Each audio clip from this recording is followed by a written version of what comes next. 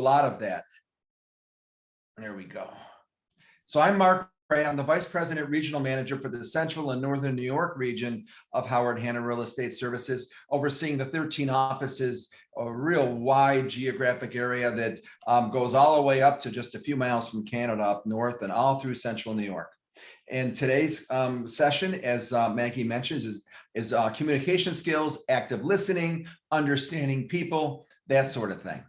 So with that said, the objectives for today's class are to understand the different types of behavioral styles of people and to be able to work with all types if you choose, or make a concerted effort by recognizing the different styles. But before we get started, I want to play a little game with you all. So wherever you are, whether it be in an office, in the classroom with 6 other people, at home, at your home office, wherever you are right now, I would like to And Mark, let's have everybody who can unmute yourself for this. It's more fun if you can hear people. Go ahead, Mark. Thank you. All of you on mute right now. And I want you to repeat after me really quickly and real loudly, even if you're alone. What do you do when you're at a green light? Go. What do you do when you're at a green light? Stop. What do you do when you're at a green light? What do you Hey, do? Mark. Oh, I'm at the wrong thing. I'm at the wrong thing. Okay, let's start again. Okay, now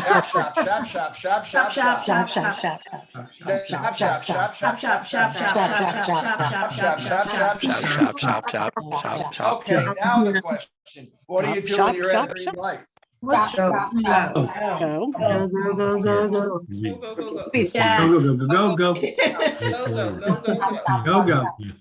Okay, we're back.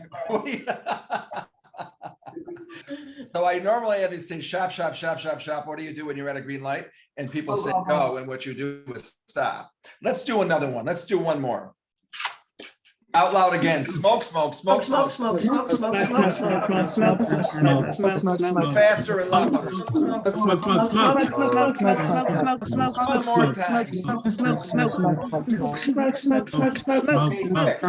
the white part of an egg? Hi, Jen. Smoke. What's the white part of an egg? Yolk. What's the white part of an egg? Wrong. I don't know what you call it. albumin. White beaters, egg beaters. Albumin, that's good. Egg white. White. It's the white part of an egg, not a yolk. So with those 2 little things, I was trying to show you that it's very easy to be programmed, and it's very easy to come into a class with preconceived notions. When we're children, we go to school, and before we go to school, we're open-minded to everything. And then once we go to school and we gain a little knowledge and we get a little bit older and we're taught the way things are supposed to be, we get preconceived notions. And we're going to talk about many things here today that I think you'll agree with, but probably just as many. And go ahead and mute yourselves now, please, wherever you are. And then we're going to talk about many things that might challenge some of your beliefs. Now, don't just listen to me and think what I say because I'm saying it. But I would just ask you to be open-minded to listen to a lot of the things that you may find challenging. I actually would like you to mentally, virtually in this virtual world, wherever room you're in right now, think of a little hook on the wall. And for the next time period that we're together in this session, just kind of take any preconceived notions that you may have and hang them on that hook and be open-minded to just listen. And hopefully at the end of this session, you'll have expanded your mind. You'll still and think, be a little bit more open-minded about certain things and learn some things or see things from a different perspective, that sort of thing. Let's do I want to do a listening test with you right now. So listen to this, and then I'm going to ask you a question. Listen carefully to the following story and be prepared to answer this question. Pretend that you are a bus driver who drives the main bus route. One day you get on the bus and you start to count passenger traffic. At the first stop, 5 people get on your bus. At the second stop, 3 people get on and 2 people get off the bus. At the next stop, 2 people get off the bus. And at the last stop, 3 people get on and 1 person gets off the bus. Here's the question. What color are the eyes of the bus driver? Raise your hand once you've determined the answer. We Anybody had have an an answer in answer? the chat immediately. Oh, let me look. Oh, let me see. Or you can tell me if you'd like. Brown from Samantha. Oh, brown, green, brown. Hazel. Anybody stumped? Somebody said any color you want. Somebody said not enough information. One person said hazelnut. Hazelnut. Somebody said I have So- no idea. Somebody said I'm stumped. Cool. So we got some people who answered brown, blue, whatever, hazel, and others that are stumped. I'm going to read it one more time. Pretend that you are a bus driver and you start to count passenger traffic. At the first stop, 5 people got on your bus. At the second stop, 3 people got on and 2 people got off the bus. At the next stop, 2 people got off the bus. And at the last stop, 3 people got on and 1 person gets off the bus. What color are the eyes of the bus driver? Anybody that was stumped, do you have an answer now? Just Well, in the curious. chat, we had a couple answers. I am the bus driver and it's my There eye you color. go. There you go. You know, at the first reading, less than 25% of the group generally know the answer. 87% of the people taking the test for the first time will not answer correctly. By the third time around, that goes down to 20% don't answer correctly. You are the bus driver. So whatever color eyes you have is the correct answer. But So, a lot of Mark- times when yep. Oh, go I'm ahead. sorry, but we had somebody in the chat, and I want to address this one pretty quickly, who said, I'm stupid. And you can feel that way, but we don't ever want you to feel that way in real estate, because there's a lot of times where you're going to feel stupid, but you're not. You just don't know that information yet. When I used to homeschool my kids, I said, if you failed, failure was only an opportunity to learn what you didn't know yet. So what you have is a group of people around you to go ask questions of. And she says, I'm just not a good listener. Well, Crystal, we're going to work on becoming a better listener through this class and a few other classes we do in this, and it's really going to help you. For those of you who feel like you don't have enough information, guess what? You're right. This is real estate. You're never going to have all the information. You're constantly going to be learning. This is a learning field. So you're going to learn where to find answers and who to get them from and how to use those answers to enrich your career. You're not stupid at all. Absolutely not. We tend to think, you know, I'm saying 2 people got on and people got off, and we're so in tune to thinking, okay, this is a trick question. I got to count and see who went on and who went off, that we missed the first part. And we use this example just to show you the beginning of this session on active listening, how important it is to listen. So do not feel stupid in any way, shape, or Oh form. my goodness, no, I was just, if I knew everything, I shouldn't be here, right? There you go. And, you know, when you're learning a new subject matter, whether it be a class or real estate as a whole, 100% of what you're learning, if you're new to real estate, is brand new. So it's an overwhelming amount of information you're getting slammed with. The good part is about 75 to 80% of it, once you learn it, stays the same. The other 20 or 25% is ever changing. And then you take more classes and learn and get designations and that sort of thing to keep on top of things. So don't let it overwhelm you in the beginning, because everybody feels that way. Everybody in the beginning. And then once you learn it, you've got it, and then you just keep going forward. So with that, let's start here. How many of you agree with the following statement? If I sell the way I would like to be sold, then I would be losing at least half my sales. If I sell the way I would like to be sold, each of you, then I would be losing at least half of my sales. How many agree with that? Kelly agrees. Anybody else agree? Do many of you disagree? I'm curious. I see Sharon, I'm saying that she disagrees. So you have to leave because you disagreed. I'm teasing you. I'm kidding. Do most of you disagree? In the beginning of this session, most do disagree. I'll give you an answer later, but I just want to get you thinking.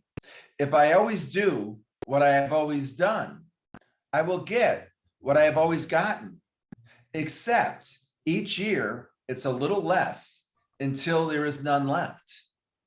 Do you all agree with that, or do you disagree? And you're welcome to unmute or raise your hand and tell me what your thoughts are. Anyone on either of those? You've The got first- somewhat agree. Anybody else want to add? Kelly, you agreed with the first, Kelly Sankey, you agreed with the first one. Tell me why, if you don't mind. Well, no, that's fine. The reason I agree is I believe everybody has their own style, likes, whatever. And in my experience through life, right or wrong, is my preferences are not always somebody else's preferences.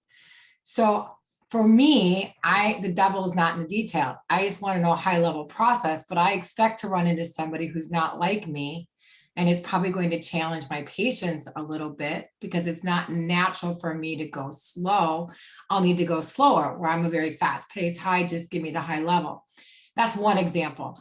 So I think that part of when we run into people, at least what I think is going to happen is the way that I like to be sold. Like think about women, you go to a clothing store. Some people like the clerks to help them right away. Some don't. They like to shop and browse on their own. And I think we're all going to run into those different personalities. And I agree that if I only do the way that I like to be sold, that I'm going to only run into people like me. And I may not be a common type of purchaser. So that's why I said that. Kelly, you are 100% right. Oh. Bravo. Because I got the eye color wrong and I was feeling I'm better. I could not have explained that any better. And in all the times I taught this class, I've never had anybody explain it that way. And almost everybody disagrees with it. But by the end of the session, they understand why it is true. Because we sell the way we like to be sold to. Nothing right or wrong with that. It's just that we're going to appeal to people that like to be sold that way. And not everybody's like that. And those that may have disagreed, this wasn't really a trick question. It was just opening up your eyes to see, and you'll know more later. Very good. And then who agreed with, if I always do what I have always done, I will get what I have always gotten, except each year it's a little less until there is none left. I think I saw some hands raised that some people agreed with that. Anybody want to volunteer on that? No one? That is true as well. And I saw several of you agree with that. How many of you have known people who were fairly successful and they're no longer, even in the business anymore? What mistake did they make? Can anybody tell me what mistake they made by raising their hand or unmuting? Can I have a pass? I think it's when people, if they keep doing what they're doing, they don't adjust, they can't adjust to challenges down the road or change in times, that can be a pitfall. Absolutely. There's been a lot of, let's take real estate because that's what we're in right now. A lot of superstars that have done really, really, really well year in and year out. And then every year they get a little bit less and a little bit less because of just that. They didn't adjust. And the last 2 years has been the most challenging of ever because we had to go virtual 2 years ago and no one knew how to do that before. And so some people embraced it. Others embraced it slightly and others didn't at all. And so, Crystal, you have your hand up. Did you have a question about that? I tried to raise my hand before on your second question, but it was when you asked for people to raise your hand. But basically, I was kind of trying to build off of what she said, that a lot of people think that this, that they're not used to running their own business, and they kind of they think somebody's going to come knocking on their door, or a manager is, or somebody like that. And you really have to, stay motivated and wake yourself up and make your own schedules, and you have to become your own boss. And that's a very hard adjustment for some people. You have to motivate yourself, motivating, 100% correct. So on these people that didn't adjust, what mistake did they make? The definition of insanity, I'm sure you've all heard it. Doing Yes, the same thing over and over again, but expecting different. that's what I was gonna say for your, yeah, that's what you put out there was the answer, was what the definition of insanity. Maggie, this is a good group. It is a good group.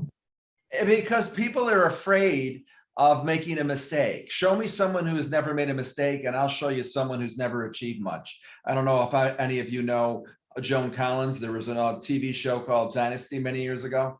There's an updated version today, but there was the original back in the 80s. And she's noted for show me a person who's never made a mistake and I'll show you someone who's never achieved very much. And the greatest mistake a person can make is to be afraid of making one. And I ask you, why are we afraid of making mistakes? Anybody tell me that? Anybody have an answer for that? Why are we afraid of making mistakes? Because we don't want to look stupid. You got it. We don't want to make you look, we don't want to make, because we feel that way. No one can make you feel inferior without your consent. So don't let them. Because I challenge you all, any of you that are new in real estate, go out there and make mistakes. I call it failing forward. That's how you learn, and that's how you grow, and that's how you correct, and that's how you succeed. If you never try, you won't learn to be able to fail forward to make that sale, or hold that successful open house, or write that contract, or grab that listing. No one can make you feel inferior without your consent.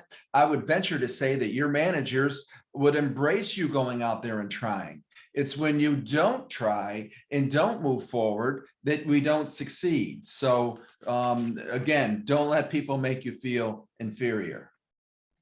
And you gotta fail sometimes to become successful, right? How many people have been a baby? Anybody, was anybody a baby? Everybody learn how to walk? You know, if you learned how to walk, you had to fall down a whole lot of times. And you couldn't learn to do it. No one could do it for you. Yeah, paralysis by analysis. Nita says fear of success is also paralysis.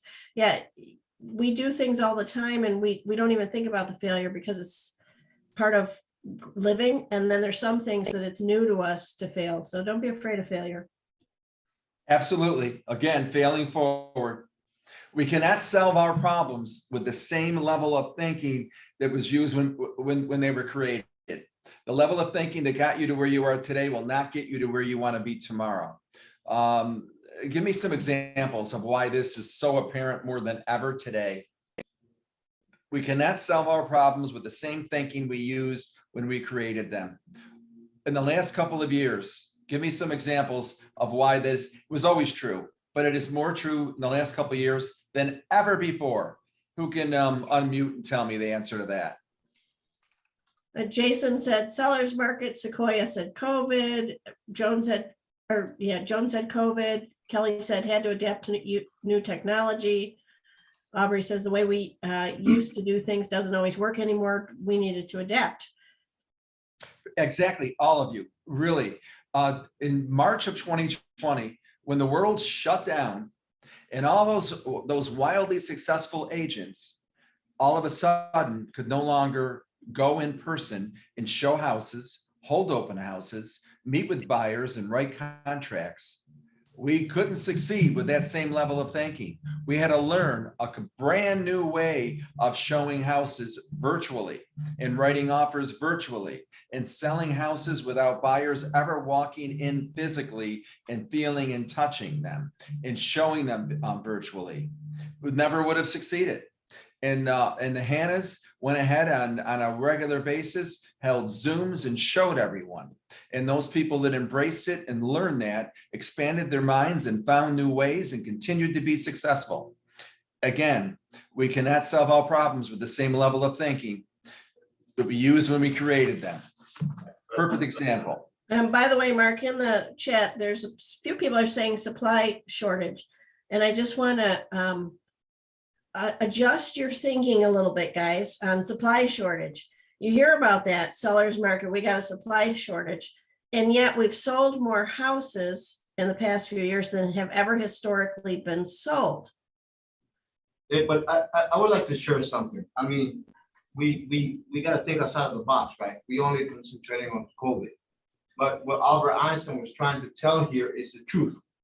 In other words, if I lie to get successful in something that I want to achieve, I will not be able to make another lie to get rid of that issue, because now I have to tell the truth. The only way you actually will fix something is by being honest. So Absolutely. Albert Einstein was defining that as the truth. 100%. Anyway, I wanted to adjust your thinking on the supply shortage because we don't really have so much of a supply shortage as we have a buyer problem. We have more buyers in the market than we've ever had for a variety of reasons, and that may come back more into balance. It is said that we need 6 million more houses built in the United States in order to meet, according to the National Association of Realtors. So that's all entered into it. But what I'm saying is we've had to adjust our way of thinking through these last couple of years for so many reasons. Crystal, do you have your hand up?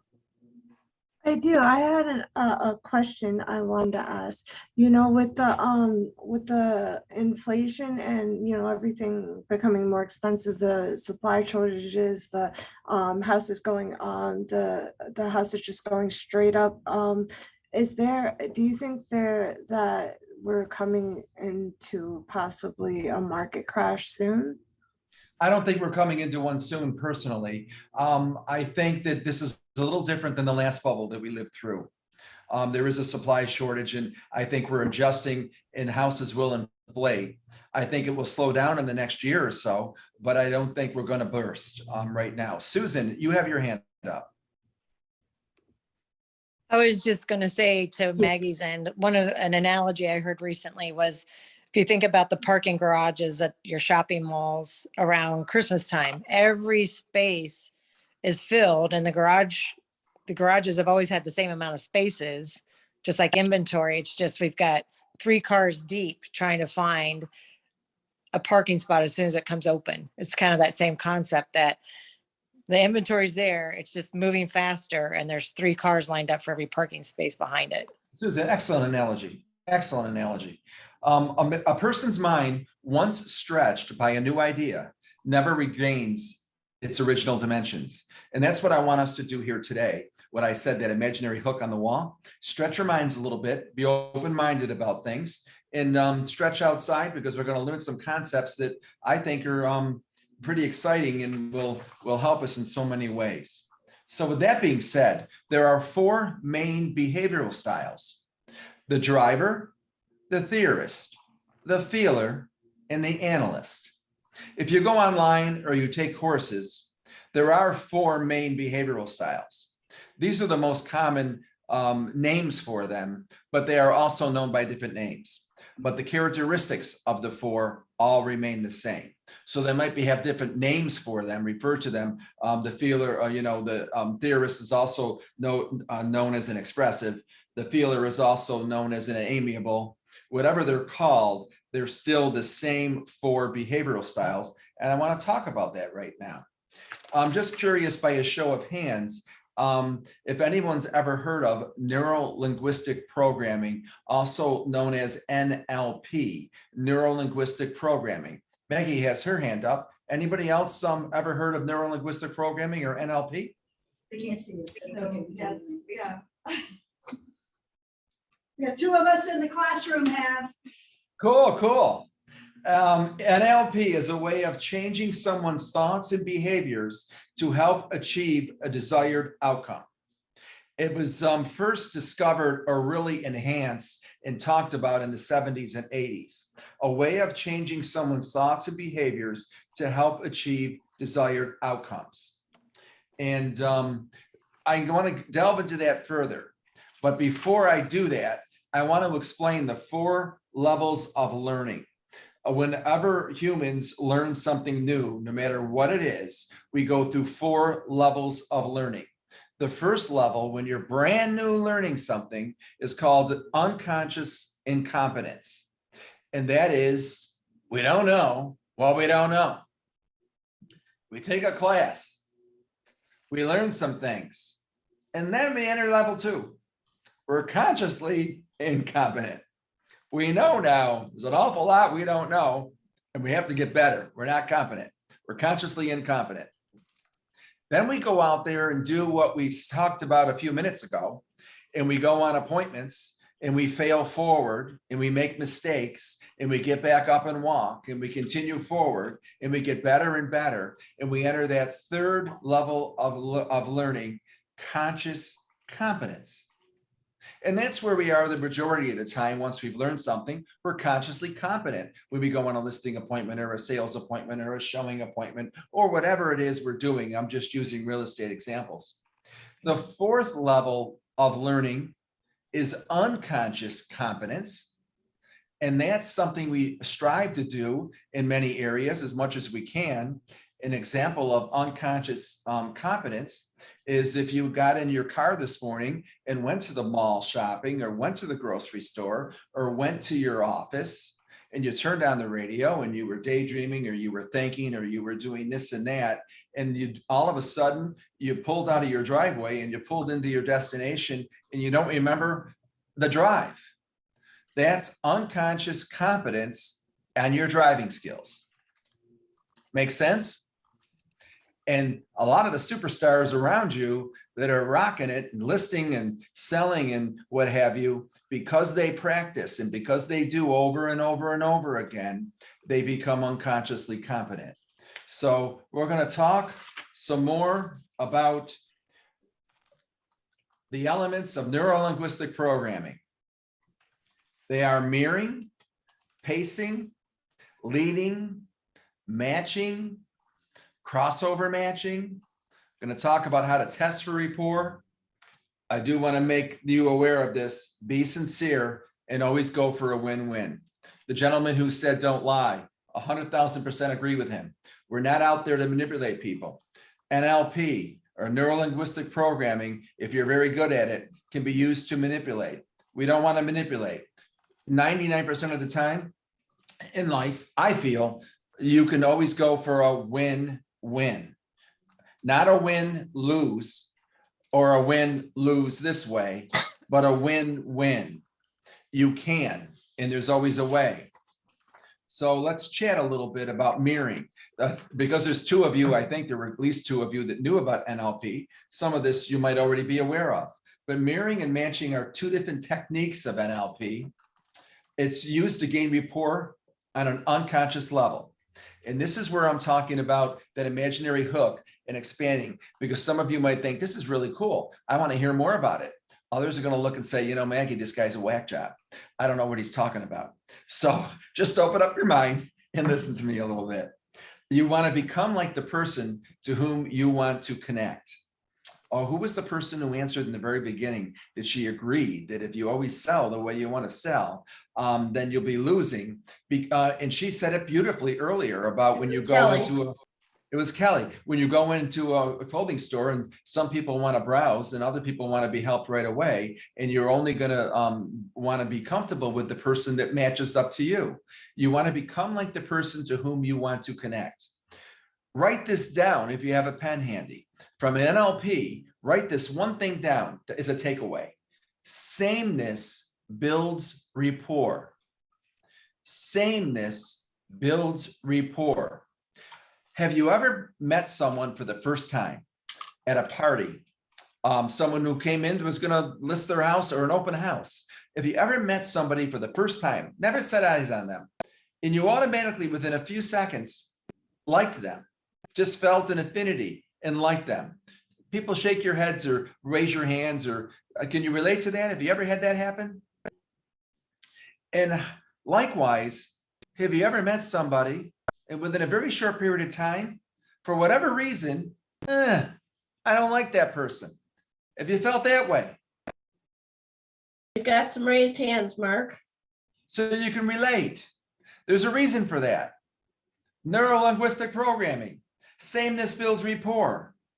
Generally, if people look, act, sound, and or move like one another, we subconsciously unconsciously, subtly notice it. It's just human behavior. We did have a Start couple by- of raised hands. Did you guys have something you wanted to share? You have a question, you're welcome to ask or share by all means. Anyone? Crystal, Yeah, I have a quote on that actually that says that it's our untrained biases that we're actually born with. okay. Anybody else have any questions or comments or on that? I'd ask you to start observing groups of people who you see that are comfortable and enjoying each other. Look at little groups at hangouts, whether it's a restaurant or in a sales meeting or at any kind of a meeting. You'll see that they seem to be in sync with one another, just talking, eating, sitting, gesturing, all in similar ways, because they're in rapport with one another. They're comfortable with one another. There's several neuro-linguistic programming techniques that we can use. A couple of them are mirroring or matching, but we can use our voice, our posture, how much we blink or don't blink, our facial expressions, the words we use, the gestures, the physical positioning. I use my hands a lot. I'm in a Zoom class, and I think you can already tell just by my Zooming that I use my hands a lot, right? And I tend to talk fast. So if I'm with someone and they are a little bit slower in their speech, I should consciously slow my speech. I'm not going to slow it right down like crazy, but slow it down enough. Otherwise, I'm going to lose rapport with that person if I'm going too fast and they're a slower talker, because we're not alike. It's just unconscious. Or if you talk slow and you're with someone who talks, real fast, speed it up, the pace. Hey, Mark, Just one small example. Yes, Mark, Maggie. I have a tip on that. So if you're a fast talker, I'm a fast talker. Tend to be loud and a little bit, a little bit much sometimes for some people. So when I'm talking to a slower, quieter personality, I try to get myself in a sitting position. And so if I can sit down, plant my feet on the ground, put my hands in my lap, it reminds me what I'm doing. And then I can just slow down, lower the tone of my voice, look them in the face. And I kind of just pace myself to go a little bit slower. If I'm the opposite personality, I'm the quiet one, and you're dealing with somebody like me, try to get in a standing position. And if I had you all in the classroom, I'd have you all sit down and say hello, and stand up and say hello, and sit down and say hello, and stand up and say hello. And what you notice is when the group stands up saying hello, it's much more vibrant and alive, which is also why I recommend that when you're making phone calls, you get on your feet. But try changing your body position to match the person you're working with. Good, exactly. Because it's incumbent upon us. We're the people that are going into their homes and giving them a listing presentation or showing them homes to buy a house. It's incumbent upon us to make them comfortable, not incumbent upon them to make us comfortable. So if we want to build rapport with somebody, we want to try to match their behavior, because sameness builds rapport, but we don't want to do it in a phony way, and we want to do it in a subtle way. If a person tilts their head to the left, tilt your head to the right so that you're mirroring them. Little things like that. It's been proven. Neuro-linguistic programming. When you're sitting across from someone, you can assume a mirror position of their hands and legs. Again, it unconsciously builds rapport. You got your left leg over your right leg. Perhaps move your right leg over your left. When a person talks, you can observe their gestures and use their gestures, their hand movements. However, you don't want to imitate every single thing they do and do it immediately. That's phony, it's noticed, and it's irritating. I'm just saying, in subtle ways, if someone speaks slower, and you speak fast, you speak slower. If they talk with a Southern accent, you don't want to break out into a Southern accent.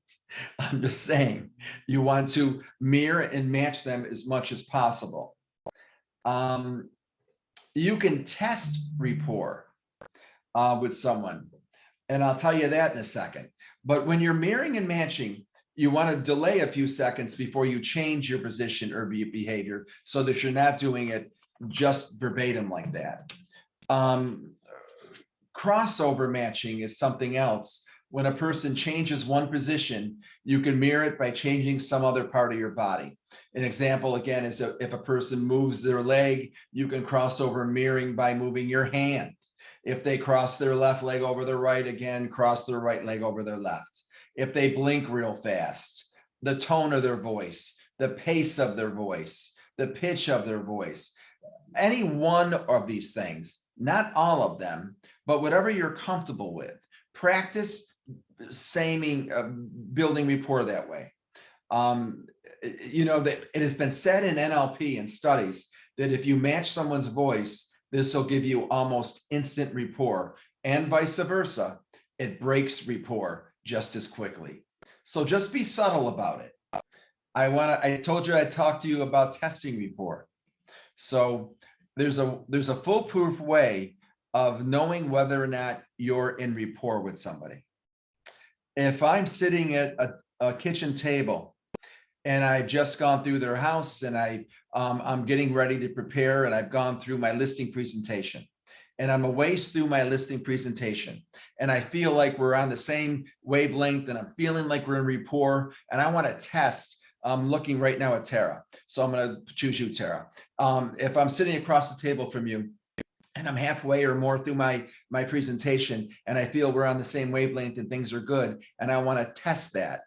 If I'm leaning forward with my hands on the table and presenting this, I can test rapport by changing my position and actually leaning back and taking my hands off the table. And if we are in rapport, you will automatically do the same. You'll lean back and take your hands off the table.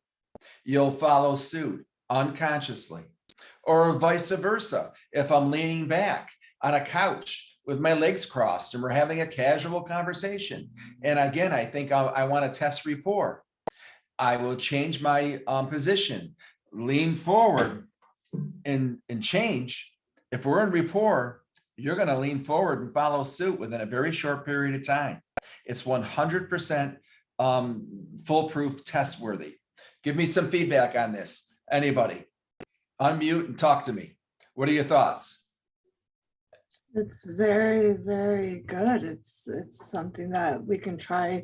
It's just like anything else. You need to sharpen your tools. Cool.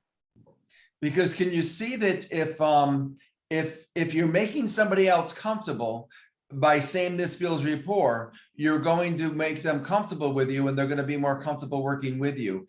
That, again, getting back to what I asked you in the very beginning, did you ever meet somebody and you automatically liked them because you subconsciously related to them? Or if you didn't like them because you subconsciously didn't relate to them? These are ways to build rapport. And make sure you're aware that Mark is saying building rapport. We're not manipulating. Right. This is not a manipulation. This isn't done to create an environment where somebody's going to do what you think you do, like you're tricking them into it. This is building actual rapport. You're going to build it physically through this nonverbal communication, but you have to be in a genuine place of wanting to know and wanting to help the client. As long as your intentions are to do the right thing, and then you're using this to help build the commonality, it's very powerful. It falls apart when it's not genuine. This happens regardless every single time we have a conversation, right? Yeah, it does, but when you know the mechanics of it, you can steer yourself more, you can be more flexible, and you can adjust to the situation more. Right, it's just being aware. It's an awareness, yeah. It's an awareness. You always want to go for the win-win, because people know when you're being insincere. You can't fake, you have to be sincere. I don't think you can fake sincerity. I think people see through that. So you want to be a win-win. people can, I'll get you, Elizabeth. You can, people can use this if they wanted to manipulate. I strongly feel, and I'll talk about this a little bit later, that you reap what you sow in life.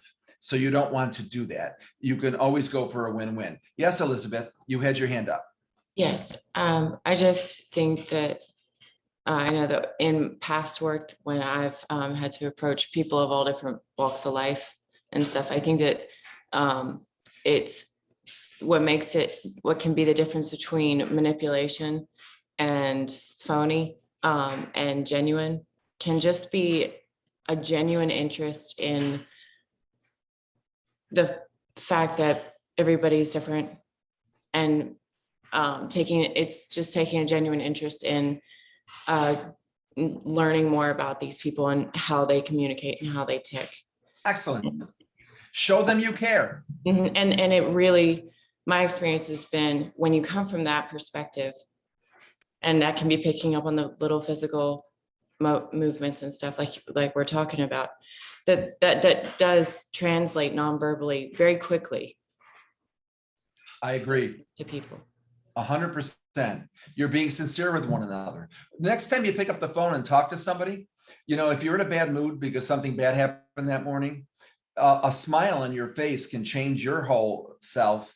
And I wrote myself a note on this because when I teach this class, or I like to tell people, when you pick up the phone, no matter what kind of mood you're in, good, bad, or indifferent, put a smile on your face. It comes through the phone. Do these little things. Mark, Yes. this is Nita. We have somebody in the classroom who wants to contribute. This is Chloe. Hi, Chloe.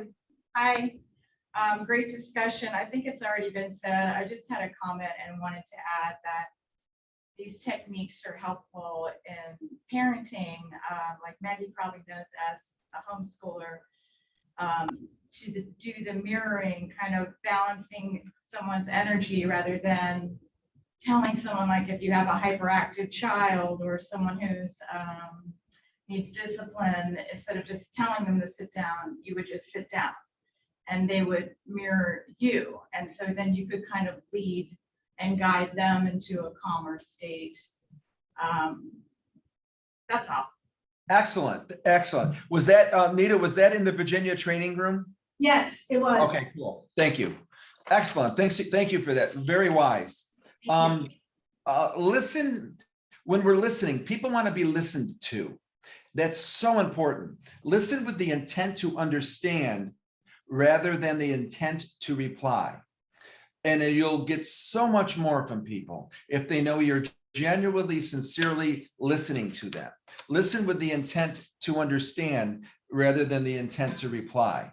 So now that we've talked about testing rapport, going for the win-win, let's talk about how we respond with the various types of people, the 4 main styles. So I talked about the driver. With the driver, people give themselves away if you observe them at all times. They are telling you who they are. Go ahead and listen. So with the driver, you're walking through their house, they're showing you their house, taking you on a tour. You're thinking about, you know, they're going to be listing their house and they're interviewing you for it. And you can observe how fast they are, how quickly they move. They're fast paced.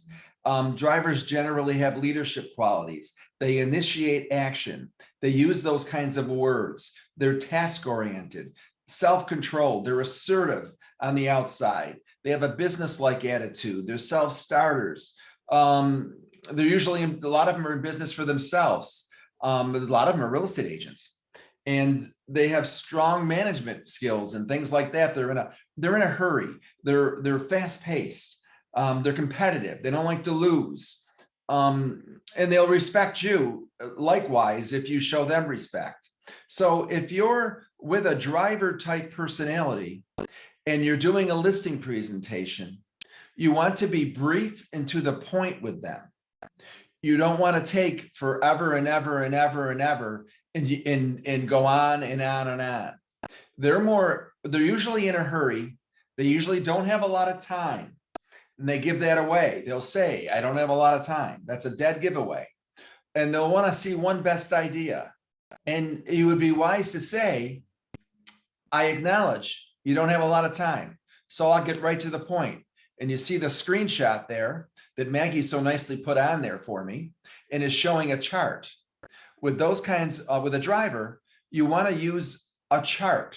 A picture is 1,000 words, and you'll want to use that. If you go on your dashboards, let me pull them here so I can show you what I mean. If you go on your dashboard, there's selling a home and there's buying a home on there. And they're available to download, if you can see these. And these are great to download. And there's some charts on there that you're going to want to use with a driver. And so when you're on a listing presentation. So I would encourage you to go to the dashboard and do that. Next, let's go on to the theorist. The theorists are generally, a lot of them are politicians. They're not very detail oriented. Everything's general. They're very creative. They express themselves through ideas and things. They're visionaries. So with them, you're going to want to give them time, unlike the driver. You're going to want to respond to their ideas. Talk about the uniqueness of your marketing plan, that sort of thing. You're dealing with a different type of a personality. And otherwise, they're also known as the expressives because they're expressive people generally. They have strong people skills. They're open. They're talkative. They're emotional and intuitive. And they bring a lot of fun and energy into an office, that sort of thing. So again, people are always, if you observe, you'll be in touch and be able to identify different types. Third type, the feeler, also known as the amiable. With them, you want to allow time for small talk. They want to do things together. So you'll want to show interest in their ideas and encourage that we're going to be doing this together. If any of you are a part of a team and you're going to be listing a house and you've got 2 or more people on your team, you're going to want to reassure them that they're going to be dealing with you each time and not a different member of your team, because it's all about relationships and doing things with the same person. So assure them of an ongoing relationship type thing with an amiable or a feeler. You big time want to do active listening for them. Reflect back what you heard so that they know you're listening. You're not just trying to sell and get the listing or sell them the house. They're generally friendly, develop close relationships. They're open-minded with their feelings. They're agreeable, dependable. In your sales offices back at where you work, they're generally quiet there because they don't like to make waves. They want to get along, be amiable type thing. And then there's the fourth type.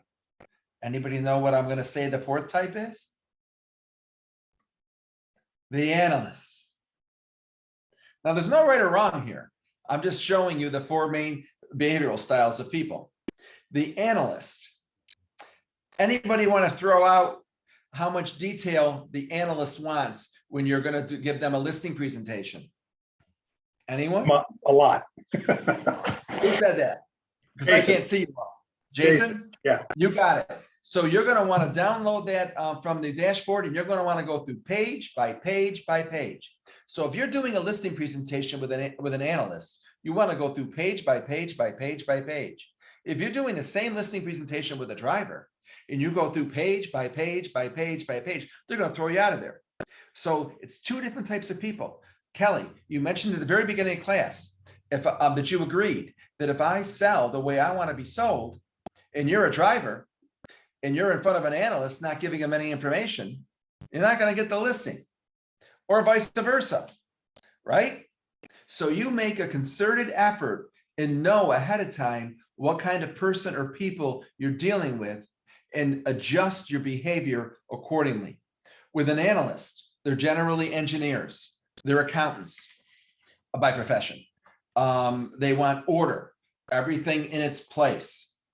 I would leave behind with different things with them. and that sort of thing. It's all about the why with an analyst. It's all about the when with a driver. So does this make sense? Do you think if you know going in with neuro-linguistic programming about how to sameness builds rapport, and then adjust your presentation, that this might help you should you decide ahead of time by identifying people, be able to have more successes with these people? Give me some feedback, people. Talk to me. People are asking for what are some examples of an analyst. An accountant is a really good one. Lawyers can also be performers, so they can be direct. So lawyers fit into a lot of different categories. Depends on what kind of law they're doing. But you're right about accountants and engineers. Engineers. The first example, both of them. Oh, and they'll drive you crazy on those home inspections when you're doing them. They're task oriented, they're time oriented, they want education, they're detail oriented. And again, they're good planners. There's no right or wrong here. I'm just telling you attributes so you can determine. So you're going to want to use with an analyst. Let me get this book out again, this pamphlet, the whole thing with an analyst. Whereas you'll want to pick a chart or two with a driver. Yeah, and I always ask Mark this question. So Mark, what happens when I get one spouse who's an analyst, like my daughter, the accountant, and one spouse, like my son-in-law, who's the feeler, and you're trying to buy that couple with very different personalities a house? So before I answer that, let me know if is anybody out there in Hanahan, tell me what your thoughts about the answer to that. Anybody answer that for me? We have a smart. Can you hear me? Yes. Hi. I feel like you want to do a little bit of both and just see where they're kind of pushing you towards. If the wife is asking more questions, then you're going to push more to her response type. And if the husband's asking more questions, maybe go to him. But you definitely want to try to meet in the middle and do kind of both. But also, I want to say something about an analyst. There are different types of analysts as well. Some analysts are like very, very, very educated, and they don't want, to know every small detail. They just want to know the big picture, and they don't want to be rushed, but also they don't want to feel like you're giving them so much information that they already know. So I feel like with an analyst, you have to be careful of what type of analyst is. And there's probably different types of, all of these response types, but I know for sure I've dealt with a lot of analysts who will feel like you're putting them down if you're, talking in a certain way, and you don't ever want to do that. You don't want to condescend. Yeah. Absolutely. So Mark, in the chat, we had. Who was that though? Because I'm scrolling up and down, but I couldn't see who it was. Who was that? I'm Samantha Pavlish. Yeah. That was Samantha. So in the chat, Kelly said, she said something about you want to see who's taking charge in the meeting and kind of talk with them. And here's my cautionary tale on that. So a lot of times the analyst might be the person, or the direct person might be the person who's taking charge of the conversation at the house or at the meeting. But when they get home, the decision maker is that other quiet person. And so you want to be very careful that you are always communicating to both. So one of the things that I've done in my career that may help you is with that quicker paced person, I may be walking with them, talking with them, and then I will let them kind of go through the house, and I will step back and talk to that slower speaking, slower moving person and change my demeanor to match them more and start to talk to them, to draw them out a little bit. And go that route. Corey says, my wife is quiet, but she's the boss. Yeah, and that happens quite often. And it's not always the wife. Really, it's across the board. We often think it's more male for people to be analysts and more feminine for people to be the feelers. It doesn't work that way so much anymore. You're going to find people across the board, across the sexes, who are going to exhibit all of these personality types. So assumptions are not your friend here. Was that Corey Scott from Ohio that said It that? was, yeah. Smart guy. Absolutely. You always want to give to both parties, no matter what you think. You don't want to shut one out more than the other. And I do agree, the quieter person, sometimes you might make assumptions about. And I know that when I'm buying something of anything, whether it's a new chair to a new house to a new car, anything small, medium, or large, I'm kind of a take charge driver type personality. I'm a feeler driver, if you will. But when I'm buying something, I'm in a quick and a hurry, and I'm always asking and this and that. My wife's very smart, and if she's quiet, in the end, I'm going to do what she wants, because I'm not going to be happy if I don't. And if they're ignoring her, or if they're not paying attention to her, that's not cool, and it's not going to happen. So, and I use me as an example, but it could be two men, two women, a husband and a wife, a man and a woman, doesn't matter. You want to give to both parties, and not always are they the same. So you just want to be cognizant of relating to not just one, but to both. A very good observation, Corey. Any other thoughts on that, or questions or observations? Are you finding that this is helpful? Yes. Yes. Cool. So you want to tailor yourself to their needs. Listening is the key. You want to take the time, listen, understand their needs and concerns. It's not up to us. It's up for it's not incumbent upon it's incumbent upon us to attract and be attuned to their needs and concerns, not the other way around. So you're going to plan your approach, design your presentation to match their style, and then ask for feedback. But most of all, practice to develop skills. Don't be afraid to fail. Fail forward. With that being said, again, I'm going to repeat myself because it's so important. Listen with the intent to understand, not with the intent to reply. Know that always, no matter what situation you're in, whether it's a sales, trying to get a listing or a sale, or whether it's with your spouse or significant other or your friend, you cannot truly listen to anyone and do anything else at the same time. Since true listening involves a setting aside of the self, it also temporarily involves a total acceptance of the others. Sensing the acceptance, the speaker will feel less and less vulnerable and more inclined to open up their inner recesses of their minds to the listener. As this happens, the speaker and listener begin to appreciate each other more and more, and the dance of love has begun again. M. Scott Peck, Road Less Traveled. It's a great book. So if you listen with the intent to understand, and you repeat back, so what you're saying is blah, blah, blah, they'll say exactly, and you can almost see their shoulders go down and relax. Look for that sign. Repeat back what you think you heard, and they'll say oftentimes that word, exactly, or yes, and they'll sigh, they'll relax, and they'll listen to you. I said to you earlier, saying this builds rapport, write it down. This second thing, write that down. Those two things will help you about repeating back, and so that they know that they've been listened to. Cool. Let's move on. How do you buy? Okay. I would like a couple of volunteers. I would like someone who's bought a house or a car or a bigger ticket item recently and knew what they wanted and went out and just bought it to volunteer. And then I would like someone who's bought a bigger ticket item, a car, house, or whatever, and did a lot of research before they decided to purchase. So who can tell me the first example that they knew what they wanted with a car, house, or whatever, went out and bought it, and that was it? Anybody out there? Yeah. Charles in the classroom. Charles in the classroom. So Yeah. what'd you do, Charles? What'd you buy? Okay, well, I'm about two things, the house and a car. Let's start with the car. Okay, Okay, how did you do it? What'd you do? I'm a little bit of all four of the personalities you just said, because you could adapt to people. So I already knew the style of car I like.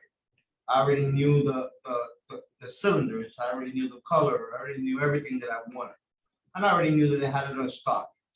So when I walked in, obviously, people want to tend to convince you otherwise. And I listen. And then I say, okay, cool. But I want a black.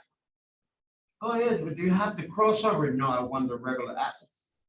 And then the guy, when he said the 13, I said, hey, you know what? I'll be right back. Then when I came back in, a salesperson asked me, you can help? I said, no. And the other guy said, hey, but I was helping you. No, you were not. You were convincing me to do something. So That's a perfect example. That's a perfect example of the other guy was selling you the way he likes to be sold, not the way you want to be sold. And it annoyed you, didn't it? Well, no, because I'm a smarty pants. So when I walked back in and I told the guy what he was doing, and I said, I want you to hang around because I'm gonna teach you both what you should do with a person like me. And when I said, listen first, if I tell you, if you ask me, hey, you know what you're looking for? And I say yes, and I tell you the model, the color and stuff, and then you start showing me something else, you will not listen. And, I tell them like, I wish you'd introduce you to my wife because she tells me the same thing. You're not gonna listen to her. So with the smart comments, I think people actually tend to pay attention more. When they see you, and then, I try to act innocent just to see how people react with me, and then they try to convince you something else. I say, I don't care if your stock is 100 white cars and you only got 2 black cars and you promised both to a friend of yours. I don't care. I want to buy a black one and I'm qualified. I'm walking in here with a check that I'm approved. If you don't have a car for me, meaning you want to sell me the cars you want to sell me, then I'm out. Then the other thing was the house. I already knew that I needed a house that was spacey. I needed a house that had plenty of space to park. So I saw many houses that my wife liked. But then I saw myself with the family. We have 4 kids and all the 4 kids are married. When 2 of them come, that's it. The driveway is filled. So we needed a house with space, not just the living inside, but so I looked at variant. So when I found the house, they had the parking, they had the space. My wife said she didn't like it because it was old. So I said, no worries. Your husband is the general contractor. You tell me what you want, I'll do it for you. Well, I repent for that, but I did that. I actually had an idea, but I had to compromise. Exactly. So for when you're selling a house to people that actually had different mentalities, like my wife and I think that was a perfect example because I knew what she wanted. She wanted a big kitchen. She wanted an open concept and blah, blah, blah. So when I walked into the house, I looked at the house, but I said, hey, you have an attic access. I want to go to the attic. So I went to the attic and I looked to see what were support beams and stuff. So, but yeah, I'm a general contractor. I know how to do that. So I came back down and said, yeah. So and my wife said, well, I want some changes. I said, well, I got you. So my realtor basically just stood there and watched. And that she did very good because instead of interrupting, she watched and she noticed what we both wanted was not the same, but it was possible. Exactly. What's your first name again? Carlos. So thank you for volunteering that. That's a perfect example of what I was looking for. Now I want to hear from the person who did a lot of research. Who was that? That would be me, Diana. Okay, Diana. Tell me, it was a car or a house, what? It was a new car and I had my previous car for 12 years. I was on its last leg and I just researched and went and looked at them and did more research. And it took me over, I think, 7 or 8 months to finally decide on one. And then, of course, I decided on one and then I had to wait another 6 months to get it because I had to order it. But I'm more of the analyst. I definitely research. I need information. I need to know every detail about what I'm getting into, what's going to happen. That's my personality completely. So you're wondering, why did Mark ask that question? I would suggest that when you're dealing with a buyer, you ask them what I just asked you. How do you normally buy? Specifically, bigger ticket items, whether it be a car or a house, and ask them to tell you what I just heard from the 2 of them. And if I'm dealing with, who did I just talk to? Who was the lady? What was your name? Diana, because I just flicked through the chat and lost it. So Diana, if you answered me that way, then I would say there's a reason. I always feel you should be upfront and tell people what you're doing. Be sincere, be transparent. I asked you that, Diana, because I'm going to take you out and show you houses. And in the market that we're in today, if you don't act really quickly, you're going to lose. Now, the market isn't always like that. I'm backtracking now. If you're in a normal market where you don't have to do that, I would say to Diana, you know, you can think on it tonight, and I'm not going to push you and let you think on it because we're in a market where you can.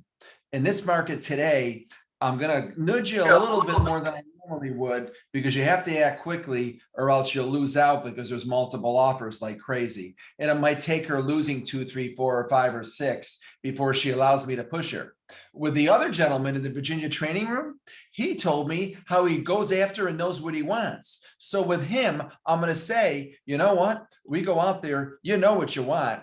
I'm gonna nudge you further and push him more than I would Diana because it's okay because I know how he buys. So you want to ask how people buy, and that allow you to be able to push or not accordingly. I had a similar situation with me when I bought my last house. Real estate agents were the worst. I was looking and we were looking and we were looking. I couldn't find what I wanted. And we were out driving one day and I saw an open house sign in a neighborhood that I really liked. And I did a U-turn and went in there and said to Nancy, I know what's on the market, but let me go in there. And I saw this house from the outside and I walked in the front door and I saw the open floor plan and you step down into the sunken living room. But I walked into the back of the house and looked out the backyard and saw this huge, beautiful yard, and it was everything I wanted. And I knew immediately I wanted to buy it that day. The reason why I hadn't noticed it, it was a little bit higher than the price point I was searching for. So it didn't come up on my search because I'm a little more conservative and I didn't search as high as I could have. So that's why I didn't know it was there. Well, my wife liked it a lot too, but I know how she thinks. And she said, yeah, but it's higher than the price range. I would have bought it that day. Instead, I took her out and showed her a half a dozen houses that week in that price range so that she could compare value and be comfortable knowing why we wanted this house. Because I wanted to, like the gentleman, he said, now he's dealing with it, the work that she wants done or whatever. I had to prove to her because we're two different types of buyers, if that makes sense. So ask people up front if you're sincere and be transparent and tell them why you're asking. Then you know how much you can push or not when the decision comes to buy. Does that make sense? Give me some feedback on that. Yes, I was wondering if there's kind of like a cheat sheet to that, being that, you know, some people think it's a tactic to kind of get them to put in an offer so that you don't have to show them more houses, yada, yada, yada. Is there kind of like more of a cheat sheet? Because if we go out and to not lose more time and lose houses and, you know, because they can kind of find lose confidence in you, even though it's totally not your fault and you prepared them for that. I'm not sure I'm understanding entirely the question. I mean, if a cheat sheet on how many houses to show you, is that what you mean? No, to like let them know just really how the market is if they don't already know that. If they don't already know, I would be quite frank with them and explain it to them. Although I think a lot of people it's been around for so long, I think you're going to find most people do. But still, take the time and sit with them and tell them upfront. Good point, Crystal. That it might take 2 or 3 or 4 or even more tries, no's, because we're in that kind of a market, and this is not a sales gimmick here. We're in a big shortage of houses. Well, they're going to see that they're one of 5, 10, 15 appointments to even see the house. And then there's multiple offers. So you're not lying or stretching the truth. At least that's how it is in my market. And I believe it's that way where all you are, right?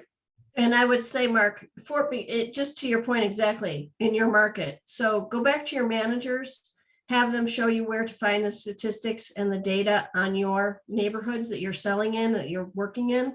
They're readily available and they can help you to find that information and show you Thank you, how to Maggie. use that information to give it to your clients. Thank you. You're welcome. Cool. Now, this kind of ties into neurolinguistic programming. Hey, There hey, is proven, there are, huh? we got some questions in the chat for some, they're asking for some specifics. Maggie, can you curate that for him? What do we got, Maggie? I'm looking. What was it? They don't want to just bluntly come out and say, how do you buy? Well, how do you buy big? I'm not, Bigger ticketed items. Yeah. Oh, okay. How do you buy? I'm confused, they said. So, what I would say, what's your first name who asked me that question? how do you buy came from Samantha. So Samantha, I'm meeting with you and I'm sitting down and we're doing a buying presentation. I'll say, Samantha, how did you buy your last house or how did you buy your last car? How do you generally make purchases, especially big ticket purchases? I'd be right up front with her and say, I'm asking you for a reason, but give me some feedback. And then you know how Diana and the gentleman in Virginia gave me their feedback? I'd say the reason why I'm asking you that question is because in this particular market we're in right now, if you snooze, you lose. You can't really don't have a lot of time to think. Unfortunately, if you want to take the time, by all means, you're more than welcome to. But I'm telling you up front, with the multiple showings and the multiple offers, there's a likelihood that you'll lose out on a house or two or more. And let them lose out on a house or two or more. And then the next time around, when they realize, you're telling the truth, if that's what your market's like, that's what it is here, then they'll be more apt and you can push them. But I would say, Samantha, I'm asking you that because if you're comfortable buying quickly, I'm going to respect that. And I'm going to nudge you a little more than I would if you're not as comfortable, and I'll pull back a little bit. So again, I always feel that you want to be sincere, upfront, and honest with people. And I think if you are, they respect that and appreciate that. I want to sell you, Samantha, the way you want to be sold.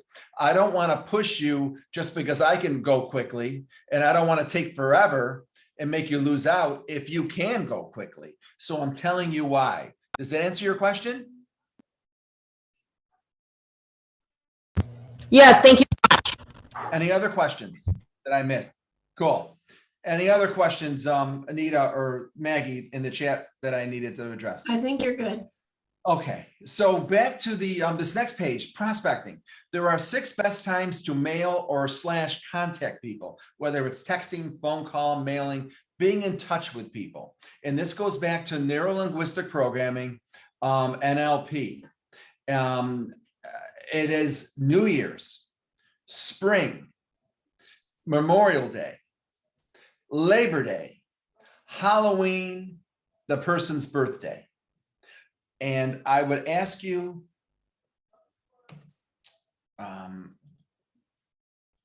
what do they have in common? Anybody answer what they have? Can anybody tell me what they have in common? There are holidays, except for spring. They are change of life occasions. They are all change of life occasions. This ties into science again, neuro-linguistic programming. When it's New Year's, what do we subconsciously think about? New beginning, new year, Fresh start. brand new.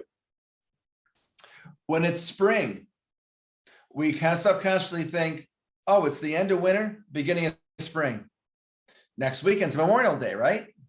What are we thinking? It's the end of spring. Oh, it's the beginning of summer. Labor Day. What do we subconsciously think? Oh, it's the end of summer. We're going into the fall. Halloween's a little more difficult. Halloween generally, again, it's the time of year. Halloween generally is the beginning of the holiday, whatever holidays you celebrate. It's the beginning of the holiday season. Again, a change of life occasion. And then the person's own birthday is a change of life occasion for them. Why am I pointing this out? Why does NLP say this is the best time to be in touch with people?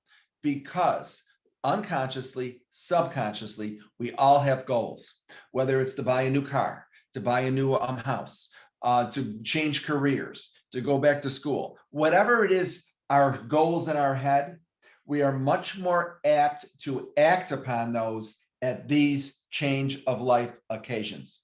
So knowing that, use that to be in touch and contact with people. Make sense? Give me some feedback. Does that make sense? Yes, sir. Yep, was. Yep. Okay, now we're gonna get into another portion of, I really enjoy these affirmations. By a show of hands, and I'm gonna scroll up and down this screen, how many of you currently use affirmations? I'd like to see your hands if you are. If you're not, don't raise your hand, but I'm just curious. I see Donna, I see Norelli, I see Crystal.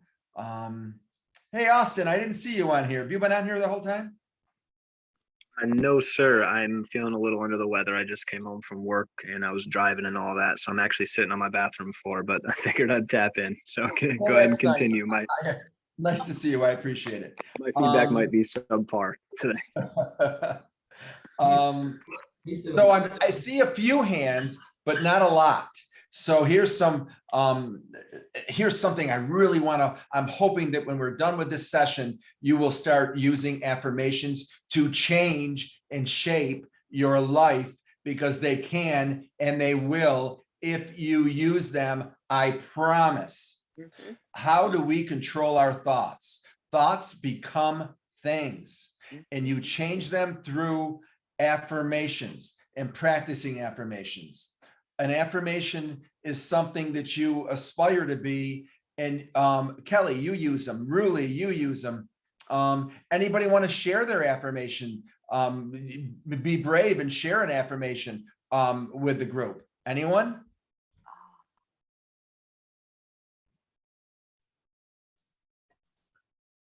We don't see anybody sharing them, but Mark, it's Kelly. I'll share. So are you okay with that? Yes, absolutely. Okay. All right. So I have been on a really long journey the last year, and I left my job, and this is very scary to me. I'm at 52 and walked away from retirement, and I have to tell myself daily, I'm in the right place. This is where I belong. This is what I need to do. I'm good enough, and that this is all going to be okay. And I put in the chat that I read, there's a couple of versions. I can't remember the author that I read, but the law of attraction, what you throw out will come back. And I have that in my kitchen, and there's days I don't feel it. And Mark, people probably think I'm a nutcase, but I will tell you, since I've been doing this for 2 years, my life has become profoundly better in 2 years. So it works. It's hard. It sounds like crazy talk, but I affirm that I'm in the right place. I'm going to be successful. I'm going to read the right people, and people are going to come to me that need to work with me. But Kelly, you're 100% right on. Thoughts become things. This is scientific. If you believe in the Bible, it's biblical, but I won't go there because I want to offend anybody. So throw that aside. I just threw that out there. If you do, if you don't, that's fine. It's the law of the universe. Thoughts become things. It is scientific. So you are 100% correct. Keep doing it. I would change that affirmation to I am successful. Not I want to be successful. I am successful. It's already as though you are. You don't want to be, you are. Donna, you have your hand raised. Yeah, so I always try to switch things like you're talking about, Mark. Just I will do this instead of say that, there's obstacles. Like, yes, it might be a little bit challenging, but I can figure out how to get around it, stuff like that. So I always try to throw positives. So today I'm thankful, being grateful. So that's my positive, being grateful, stuff like that. Thank you, Donna. Thanks for this person to meet me, even if it doesn't work out. I got to have this bond with this person, just thankfulness. That's my positive. Being thankful and being grateful. I would urge you all to take 5-10 minutes every day, be alone with yourself, sit where you're comfortable, and think of the things you're grateful for. It will bring you abundance. I promise you. And if I could just add, Mark, so when you're doing affirmations, guys, first person, present tense. So I love earning $100,000 a year. I have created success. I'm enjoying the creation of success in my life through my actions. Present tense, first person, through your eyes. Those are So affirmations, a lot of people write them in the future, what they want to have happen. You have to say them as if they've already happened. That is key. That is thank you, Maggie. That is 100% key. It's not future I want to be or I will be. I am successful. I am a real estate entrepreneur. I am a top listing agent. I am a great listener. I am strong. All I need is, I wrote down some because the last time some people asked me for some examples. All I need is with me now. I am unstoppable. I wake up motivated. I am confident. Those are some examples, but make it your own. Those thoughts of what your thoughts become beliefs, where you want to be. But at first person is so important. I never give up. Those types of things. My drive and ambition allow me to achieve my goals. I use my time and talents to help others grow and reach their goals and dreams. One of my things is I pay it forward. It's very important for me to pay it forward in life. And I try to do that every day, and I do every day. Whatever, be kind, give people a lift. Don't mistake kindness for weakness. Not one and the same. Just wanted to really throw those things out, because if you start do at least one affirmation every day. I would love it if everybody on this right now, if you don't already, determined to do at least one affirmation that's pertinent for you starting today, and repeat that every day, at least once a day. I promise you will see a change. Everybody on here, I'm asking you to do that. With me, again, and I'm going to take just a second and say this, because I think in the world we live today, we need to show a little more kindness, because it's always been important, but I think the last couple of years, it's been even more important to be kind. And again, don't mistake kindness for weakness. Do things for other people and don't tell anybody about it. Just do it on the side and pay it forward that way. And so I told this the last time, and I wanted to share it with you again. The last time I was in New York City, and my wife and I went into a donut shop and bought some donuts, just a couple. And I noticed a down and out guy about just a half a block away, sitting on the side of the sidewalk, and I could, you can tell. So I went in and we bought our donuts, and then I ordered the exact same donuts in another bag. And then I walked down and I handed it to him, and he looked at me confused, and he opened it up and he went, and he had this big smile. And he devoured it like I gave him the best Christmas present he ever had. That did way more for me than it did for him. Just do little things. I'm not saying you got to do that exact thing. I'm just saying, pay it forward and help somebody else, and then they will as well. That kind of thing. I think we reap what we sow in life. And so I think that you'll achieve more abundance if you start practicing that. So whether you think you can, Henry Ford said something, whether you think you can or you think you can't, you're right. So start with affirmations. Whether you think you can or you think you can't, you're right. I am confident. When you're going to go on a listing appointment, before you go in there, I am confident. Say, I am confident, and feel it. I'm going to tell you a personal thing. I speak and I talk to people and get up in front of small groups, and I've been in front of large groups. And many years ago, I took a course from Tony Robbins. So y'all heard of Tony Robbins? And he taught me something called anchoring. And it's when you think of a real successful time in your life, when you did something and you succeeded and you won and you felt really good and confident because you made that win. And you go back and you think about that time and you really feel it, and then you anchor it with something, a body thing. So I chose a fist, and I went back and I anchored myself about that time. And so now when I have to go and I have to do something that's especially difficult or challenging or a little bit, like skittish about, whether it's one-on-one with somebody at an appointment or in front of a group of 1,000 people that I got to speak in front of, people don't notice. I got my little fist for a few seconds before by my side, because if you anchor yourself successfully, just doing that anchor will bring you that confidence. So that's just a little something you can do before you go on that listing appointment or that selling appointment. Make sense? Maggie, I never shared that one before. I added that today. Hey, we're always changing and growing, right? So you get what you give in life.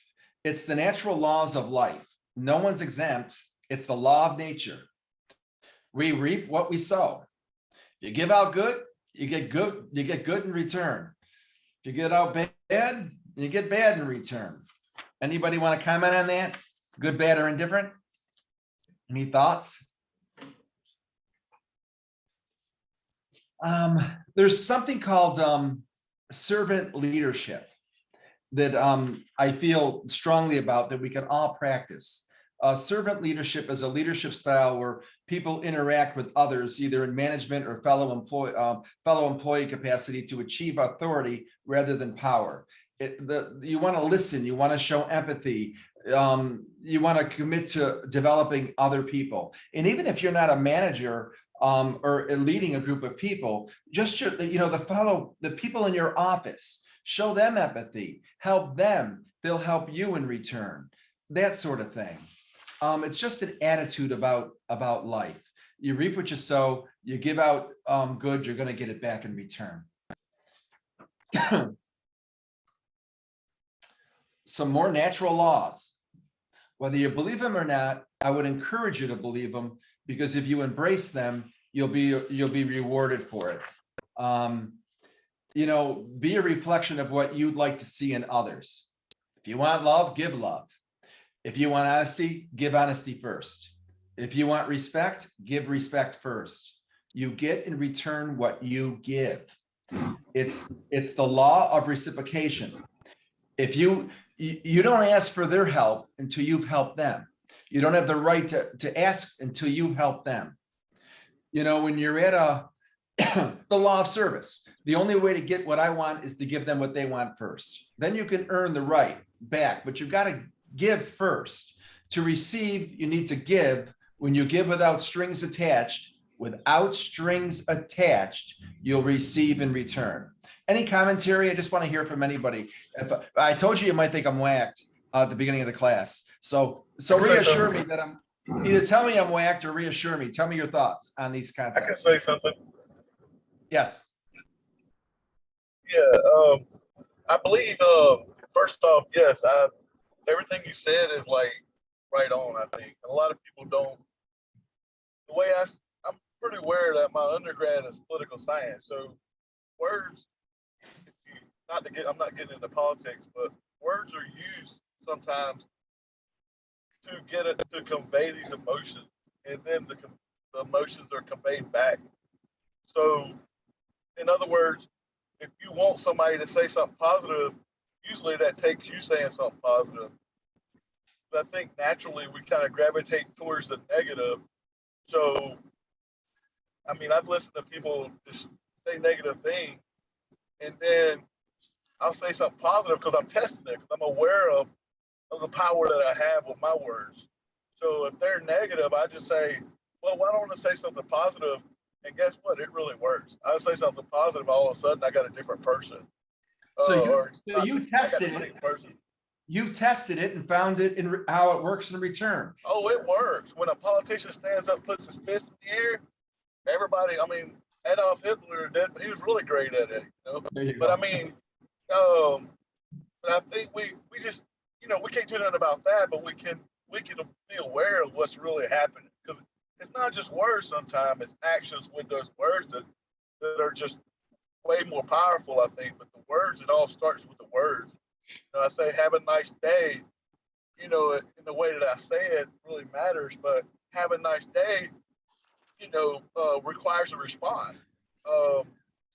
But it depends on how I say it. So everything that you're saying, and then what we say to ourselves, I think we kind of ignore that more than anything. We'll respond to what somebody else says, but what we say to ourselves, we kind of don't. And I'm speaking for myself. We kind of let that go. Like, I won't be able to do this. So we kind of self-talk in a negative way and kind of ignore it. But if somebody tells you, you'll never be nothing. Oh my God! All of a sudden, you're going to respond to that, and then, back to them. But we let what we say to ourselves just go to the wayside and not address that. And say, look, like she said earlier, I'm going to do this. I am going to be successful. I am 52. I'm 48 myself, so I'm in the same boat that lady is earlier when she said that I'm 52. I let my retirement go because I'm thinking about doing the same thing she did, and the only way that I'll be able to do it is I got to tell myself that it is possible to do it. That I can do it. So, anyway. And Mark, you got a raised hand from Susan Eccles. I see that. Thank you. And I'll get her in a second. Robert, thank you for sharing that. What office are you in, Robert? I'm in the town center office. The town center, where is that? Virginia Beach. Virginia Beach. Office. Cool. Well, thank you for sharing. Absolutely. Thanks for, you know how you say when somebody says, have an essay, it requires a response? It's all on how you say it. Some people say, how are you doing? Or how are you? And they're not expecting a but if you say it with sincerity, that's what I meant at the beginning of this and what Maggie meant at the beginning of this. This is, you can manipulate, but you don't do it for manipulation purposes. You do it with sincerity. Thank you so much, Robert, for sharing. Susan. Mark, I'm sure you've been in the business long enough to know, we talk about trickle down and that what the agent leads with through a transaction trickles down to the client. So, and this is a reputation business. So when we authentically move towards people, we're giving, we don't pick out all the little details that irritate us about a transaction. If you do that, it will trickle down and then your client becomes paranoid. So I know that when we lead with this, law of reciprocity and law of service, you become that agent that when people get an offer written by you, they're like, oh man, I love doing a transaction with so-and-so. They're so positive and it always goes so smooth and it just builds on itself. And it's just like you said, you can't help but have success if you lead this way. It's not by accident. You're right, Susan. It's not by accident. It's those little things that make such a big, little things make such an impact. Thank you for sharing. Anybody else? Cool. The law of attraction. I think somebody alluded to it or mentioned it earlier in this session. There are no exclusions of the law of attraction. There just isn't. It is a law of nature that is out there. So I would encourage you to embrace it and believe it and let it work in your favor. There's no exclusions on the law of attraction. Fear of loss will bring you loss because it's your dominant thought. Whatever your dominant thought is, did you ever think about somebody you hadn't thought about in a long time and all of a sudden they call you or you run into them? Don't think about what you don't have. I don't have a lot of money. I don't have a lot of money. You're not going to have a lot of money. Whatever is in your dominant thought is what you attract in this world. Example in music. Did you ever leave the house and you're in a great mood? You turn on the radio and you listen to a song that came on from a time in your life that was very depressing or down, and immediately you're down. Anybody relate to that? Same token. Did you ever been in kind of a downer mood and you want to, I know when I used to sell, because I don't compete with my agents. When I used to sell, I would make sure I put on the right kind of music on the drive to that listing appointment to get me all revved up. You can use that to help you. Instead of saying, I don't want, that's your dominant thought. It's a negative.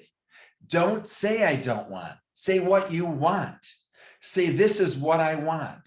I practice this every single day. I encourage you to practice it every single day. It will change your life, bring you more success, bring you more happiness. Any comments, any thoughts? Anybody want anything, elaboration on that? Cool. Yeah. I'll keep it short. Hey, Mr. Mark. Virginia Beach here, Townsend, Charles. Yep. Yeah, I mean, going back to the two things, the two last slides that you talked about. I mean, it is great and dandy, but we all know life is not perfect. And we do have a psychology people that basically, when things don't work according to plan, they have a crash. So I believe that the best part to be ready for like, you know, the law of attraction is to be be aware that it's not gonna be perfect. But my thought when I get out, before I get out of the house, is always, because, you know, I tell the people in Virginia don't know how to drive, but that's just my personal opinion.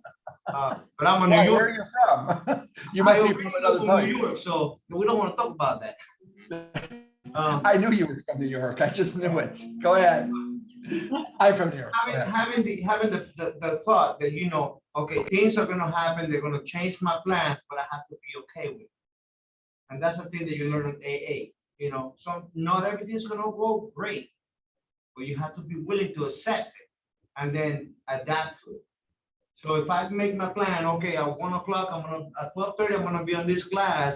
So I started doing something at 9 o'clock, and then I'm like, well, I could squeeze something in. I'm already daredevil. I'm already being like a daredevil, trying to squeeze something when I know it's gonna complicate things. And then when I show up here at 12:30, I'm not happy anymore. Because I didn't get here when I wanted to, but that's because I also committed to put something that was gonna risk my plan. So sometimes we have to be realistic. Absolutely.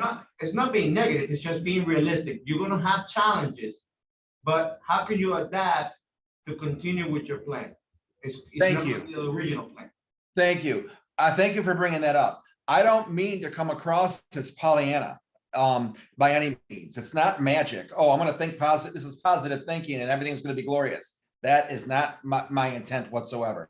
What I'm saying is you can influence things up or down accordingly. So influence them in the right direction to bring you the abundance that you want. That's what I mean. Thank you for sharing that. I appreciate it. I feel on this next slide, little things matter in a huge way. Those little things, successful people do not let things slide. Little things are noticed and they have major repercussions. So ask yourself, is there anywhere I can give a little more? Those little things make an impact. We make a living by what we get. We make a life by what we give.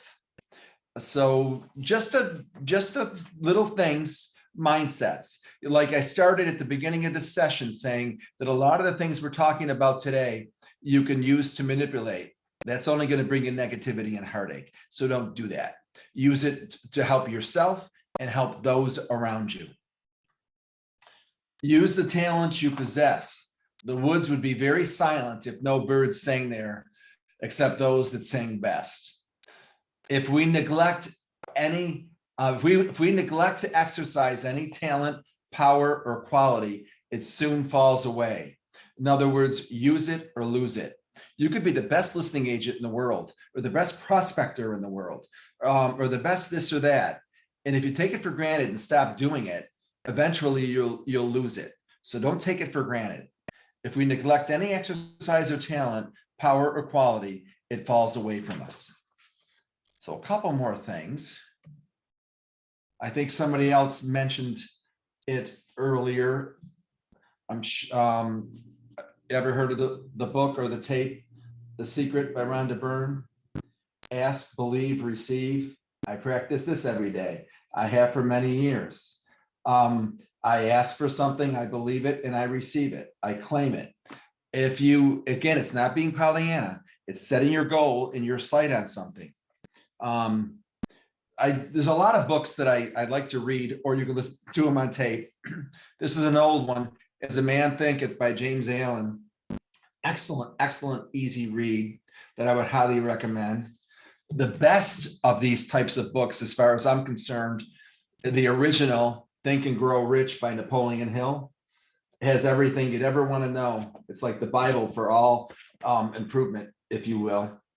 A recent book that has come out, The Miracle Morning, very thin book, very easy read, can change you in so many different ways. If you're into, doing a quick read to kind of help you get things in order and improve or whatnot. And lastly, I'm president of our privately owned MLS here in Central New York, and and on the board of the Greater Syracuse Association of Realtors, and have all the directors reading this that just came out last year called Think Again by Adam Grant. And it's a way of, in this world we are today, we have to kind of unlearn and rethink what we thought we knew. And that's what this book is kind of about. So just some books if you're into that type of thing that I thought I'd share with you that I look at daily. So I'm winding down. Persistence. Jamie, you have your hand up. Sorry. Yeah, I was actually just going to give another book recommendation that like a lot of the principles you've been talking about kind of like align with it.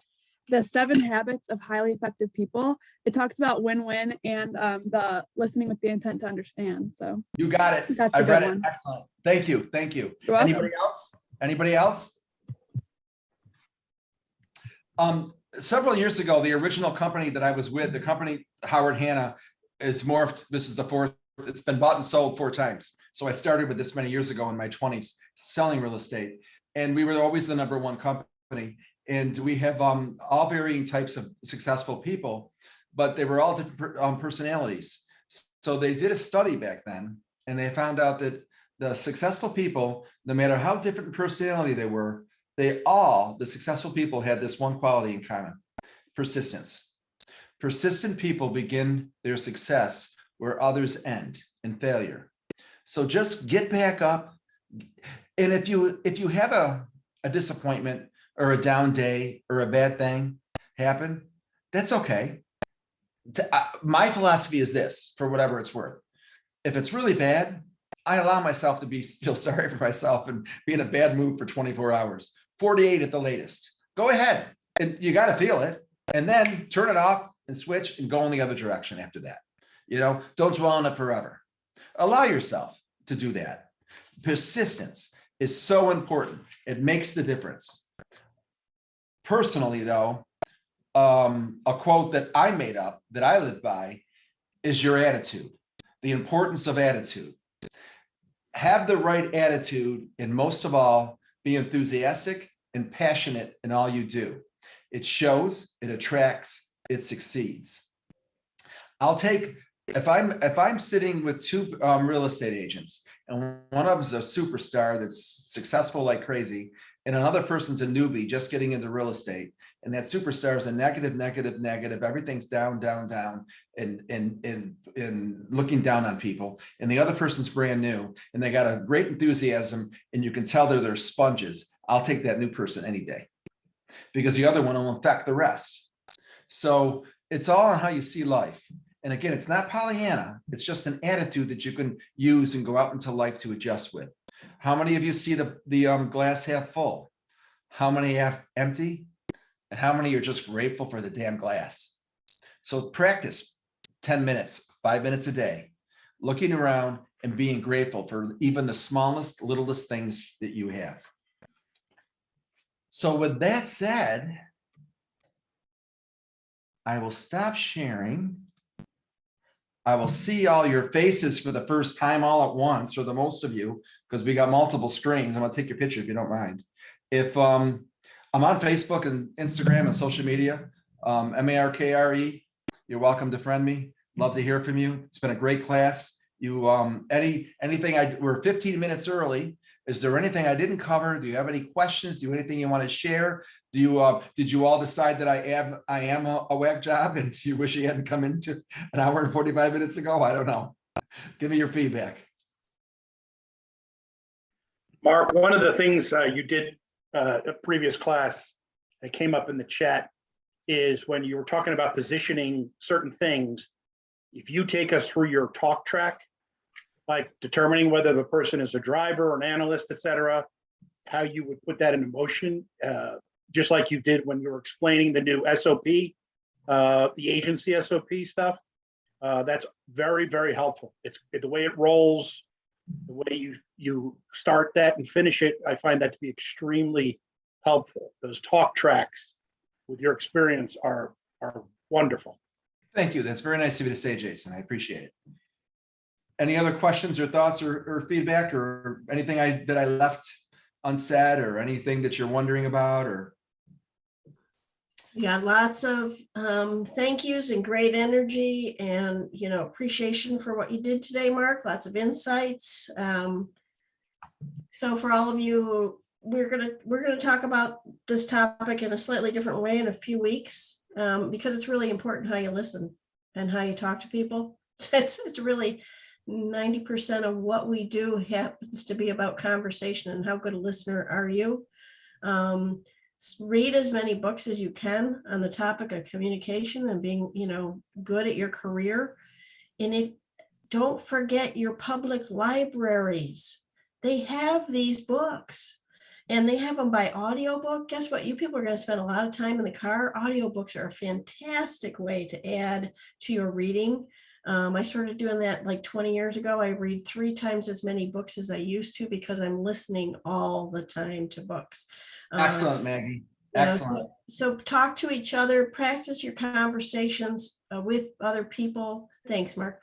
And you listen to audiobooks, read books. It will help you in your career. If you get enough positive conversation being put, if you're putting in good conversation into your head, that's what comes out your mouth.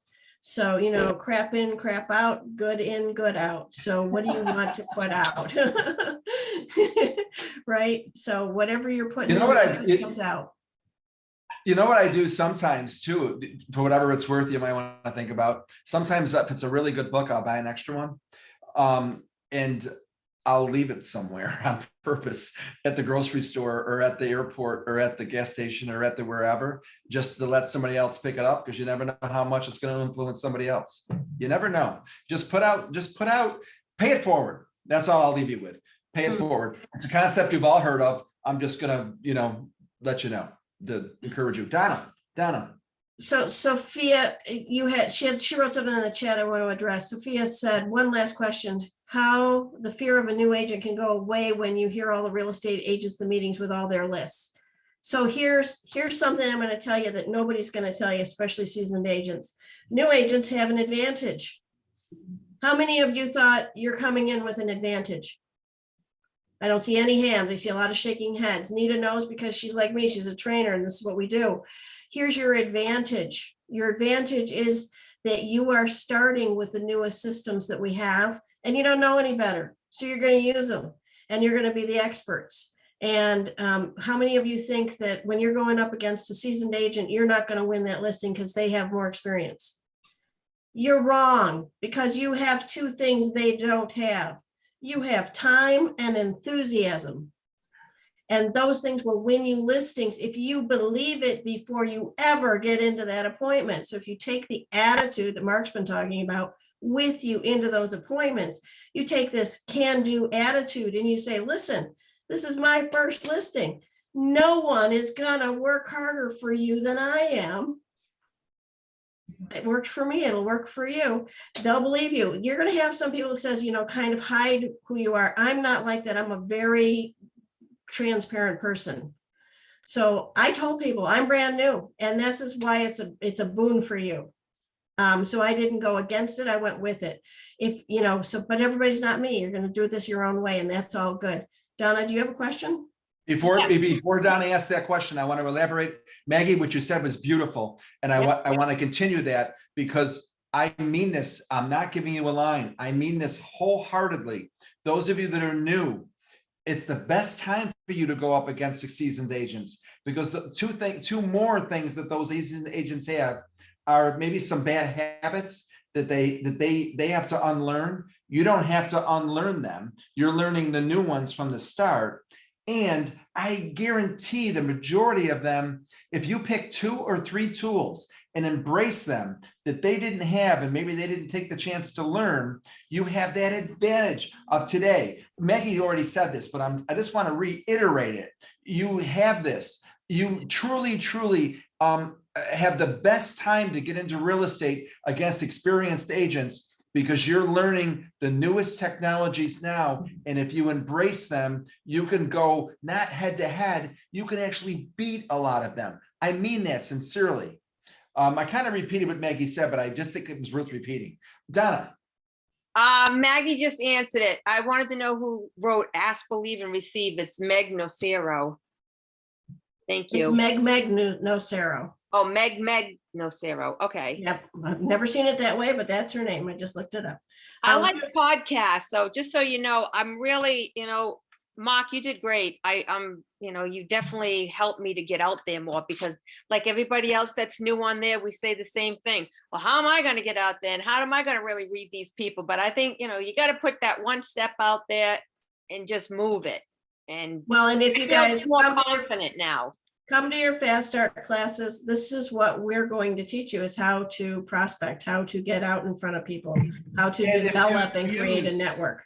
And if you use the neurolinguistic programming to build rapport right at your first meeting, consciously, right from the start, you're going to build rapport more quickly with people on a conscious level. So I wish you all well. I've had an enjoyable time. Thank you all for a great class. I so appreciate you being here. Good luck to you all. Appreciate it. Thanks, Mark. Thank you. Thank you. Welcome. Samantha asked, should we let potential clients know we are new, but say it in a positive way? We're all gonna make that decision individually. Some people are gonna tell, some people aren't gonna tell, and we should always say it in a positive way and have a reason why it's good. If you're going to say anything, know why you're saying it. If you know it, understand it, believe it, and communicate it, your clients will receive it with the intention it was delivered. Does that make sense, everybody? Say it again. Okay, Nita? I think Kelly had her hand up. Oh, I'm Kelly- sorry, Kelly? Oh, okay, I was wrong. Now they have another class in 5 minutes, do they not, They Maggie? do. I was gonna just give them a break. Good, okay. We got two more speakers, so. Okay. Yeah. break Okay, it. bye, everybody. I'm signing out. Nice to see you. Bye, Take Mark. care. Thank you. Bye-bye. Maggie, let's give them 15. All right, so that will put you back in your seats at 2:40. Hey, Maggie. Yeah. Belinda wants you to repeat what you just said before the last two comments. You know it. Oh, well, okay, I'll reiterate because I don't know what I said, but if you know it, if you believe it, if you can communicate it to your clients in a way that's believable, they'll believe it. Okay, you believe it. It's if you internalize what you're trying to communicate to somebody. And I gotta tell you, I practice sometimes with the dog. Before I talk to people, I practice things. I write things out on how I want to deliver a statement. And if I practice it, then when I say it to somebody, I don't say it in a canned way. I internalize it so it becomes part of my it just is in my body, right? It's on my mouth. And I'll say things so that if I practice them, if I believe it, if I have confidence in it, they do too. However you say something to somebody, whatever you bring to the table, they take. So if you bring confidence, they get confidence. So if I say to you, hey, I'm going to do a great job for you, and I'm going to deliver, I'm going to help you have a smooth transaction, you're going to believe me. But if I say, I'm going to do a really good job for you, and I'm going to get a smooth transaction, and I'm just going to really be there for you. Do you have faith and confidence in me? So how you say things means a lot. So sometimes you got to practice it. Sometimes you got to stand up, you got to talk to that mirror, and you got to, okay, how am I going to say this? So just, you're going to learn more about that as we go along here. Okay, so go take a little break, walk around, move your body, get something to drink, go to the bathroom, get something, pop something in your mouth, and we'll see you in a few minutes. Let's start up in about 10 minutes. Okay, 2:35, guys. Yeah, I've got the PowerPoint ready to roll, so I'll take a point on it, but I think you and I can convince like we normally do. I'm sure we'll be just fine. I'm gonna go grab something to drink. I'll be right back. Yeah, okay. I don't know if there's something in the air. I don't know. I thought maybe it was the rain. Maybe.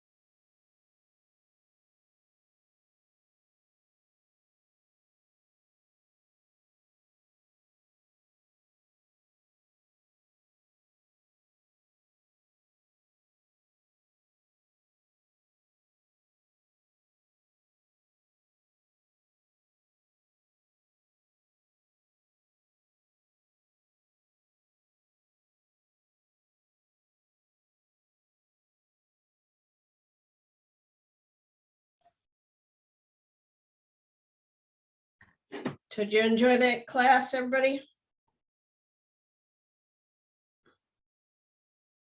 Yes. Yeah. Yeah, he's great. I love Mark. He's fabulous.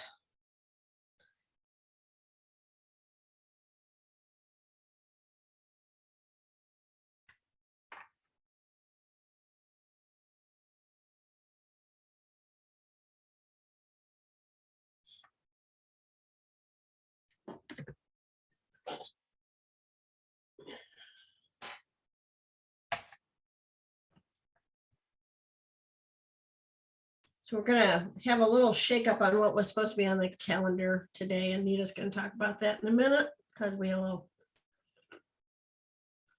change in our instructor schedule.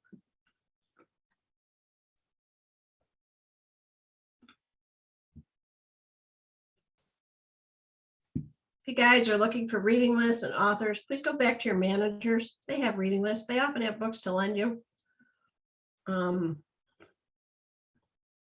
There's a million good books out there. Ask people around you what they've read and why they like it.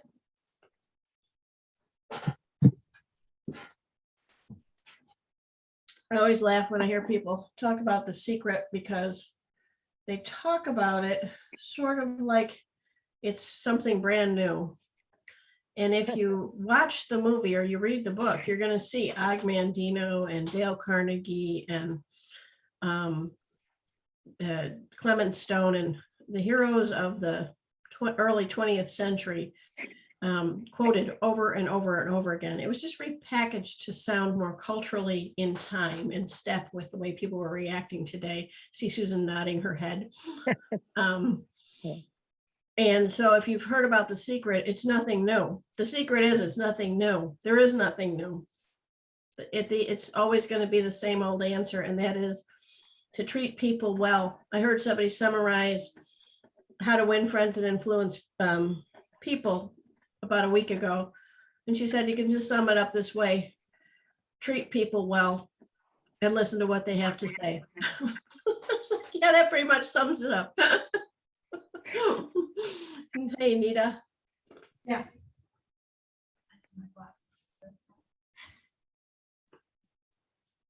Hey, Susan, Hi. did you get my answer to the QR code question?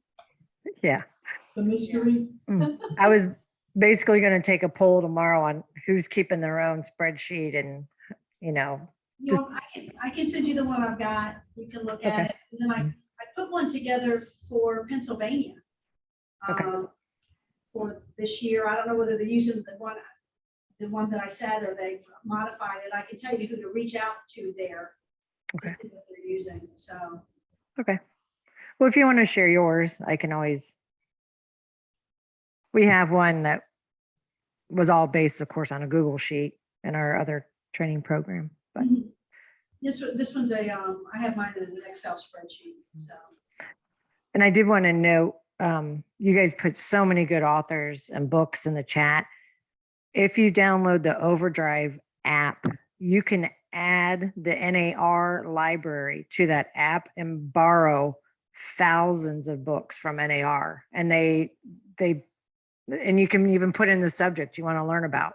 You can search by mindset, you can search sales, you can search negotiation, and it just I didn't realize that. hundreds of So that's books. great.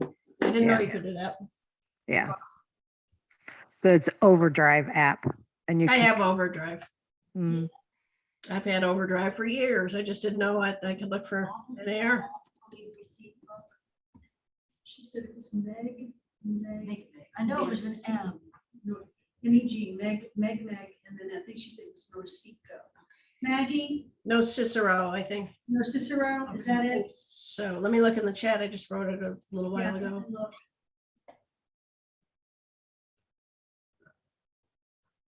Let's see.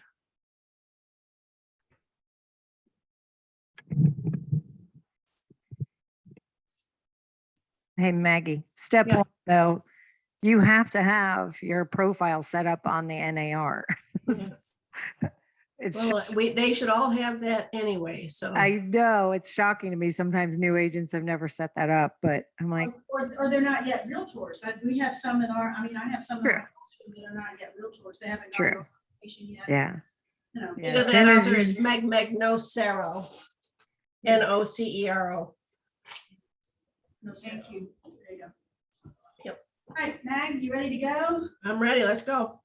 Okay, so next on the agenda today is for sale by owners and expires. We had to do a little bit of a rearrangement around one of our educators who was traveling today. Normally, we would do social media marketing instead, so you'll get that next session.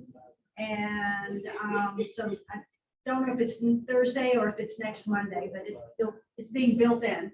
And then the speaker today is ill. It was supposed to be Carlton Utter, who is the Vice President of Career Development. And he is under the weather. He was going to try to give the presentation. And I said, fine, if not, Maggie and I got your back, we'll cover it. And about 2 hours later, he emailed me, he says, I can't talk without coughing. And he said, this is not going to go good. I said, good, so rest and be quiet. So one of the few times I can legitimately tell my boss not to say anything. So anyway, so we're going to be talking about working with for sale by owners and expires. One thing, and I'm going to ask Maggie now to weigh in here for the state of New York, because there are some restrictions. Maggie, go ahead. Well, they've changed a little bit. That's the good news, because New York State is not under a state of emergency. However, you have to keep track of that. And it's not just COVID. Sometimes it's been under a state of emergency for violence. We had some gun shootings and it put us on a state of emergency. When we're under a state of emergency, you cannot go to an expired house or cold call people. So right now, we're clear for that. You do have to make sure in New York State, ask your managers before you cold call or go to visit someone, do you need a permit to do so? In some towns you do. So, and they're like $9. So, but they're limited time. So you may have to have a permit to do some of those activities. Even though you're not selling, it's regardless, and it's worth doing things the right way. And other than that, I think I'll kind of just chime in as if we come up against anything. The last 2 years have been real challenging in New York State. Yeah, okay, good. I'm glad to know that. So that's why I gave it to the expert to speak to. All right, so as we, our objectives for the next hour-ish, I'm looking at my time, yeah, because we have our next speaker's at 4, so I have a little over an hour to go. So we're going to talk about sources of for sale by owners, why owners sell as a for sale by owner, look at statistical data. I got the most recent data from the National Association of Realtors. Why consider prospecting for sale by owners, determine what they need, or why they need representation in a seller's market, and then talking about how we can develop a campaign to stay connected over time. And then with expires, evaluate pros and cons of approaching an owner of a listing that has expired on the market. We've got some scripts for you designed to build rapport, and then also look at tools and resources that you can use as a follow-up system with both of these, quite frankly. So talk to me first. Why do sellers choose to sell by owner? Pay money, they cheat, they don't want to pay. Okay, Charles, they don't want to pay the commission. Kelly, why? They think we make too much. I was gonna say the same thing. They think we make too much and it's not that difficult to do. Of course, it's easy to be a for sale by owner, okay? And it is right now, right? May not be lucrative, but it's easy, okay? What else? Why else? I think because some of them are maybe close to underwater and they can't afford to put the. So we to pay the can't commission. afford to. We can't afford to. We're close to being upside down in our equity position, okay? What else? Can you think of anything else? Clearly, I've got stuff to put on the screen. I'm just trying to get ideas. I think a lot of people don't like to pay somebody for something that they feel they can do themselves. Okay, Seth, good point. Good point. I can do it myself. Why should I pay you? Anybody else? Last shot?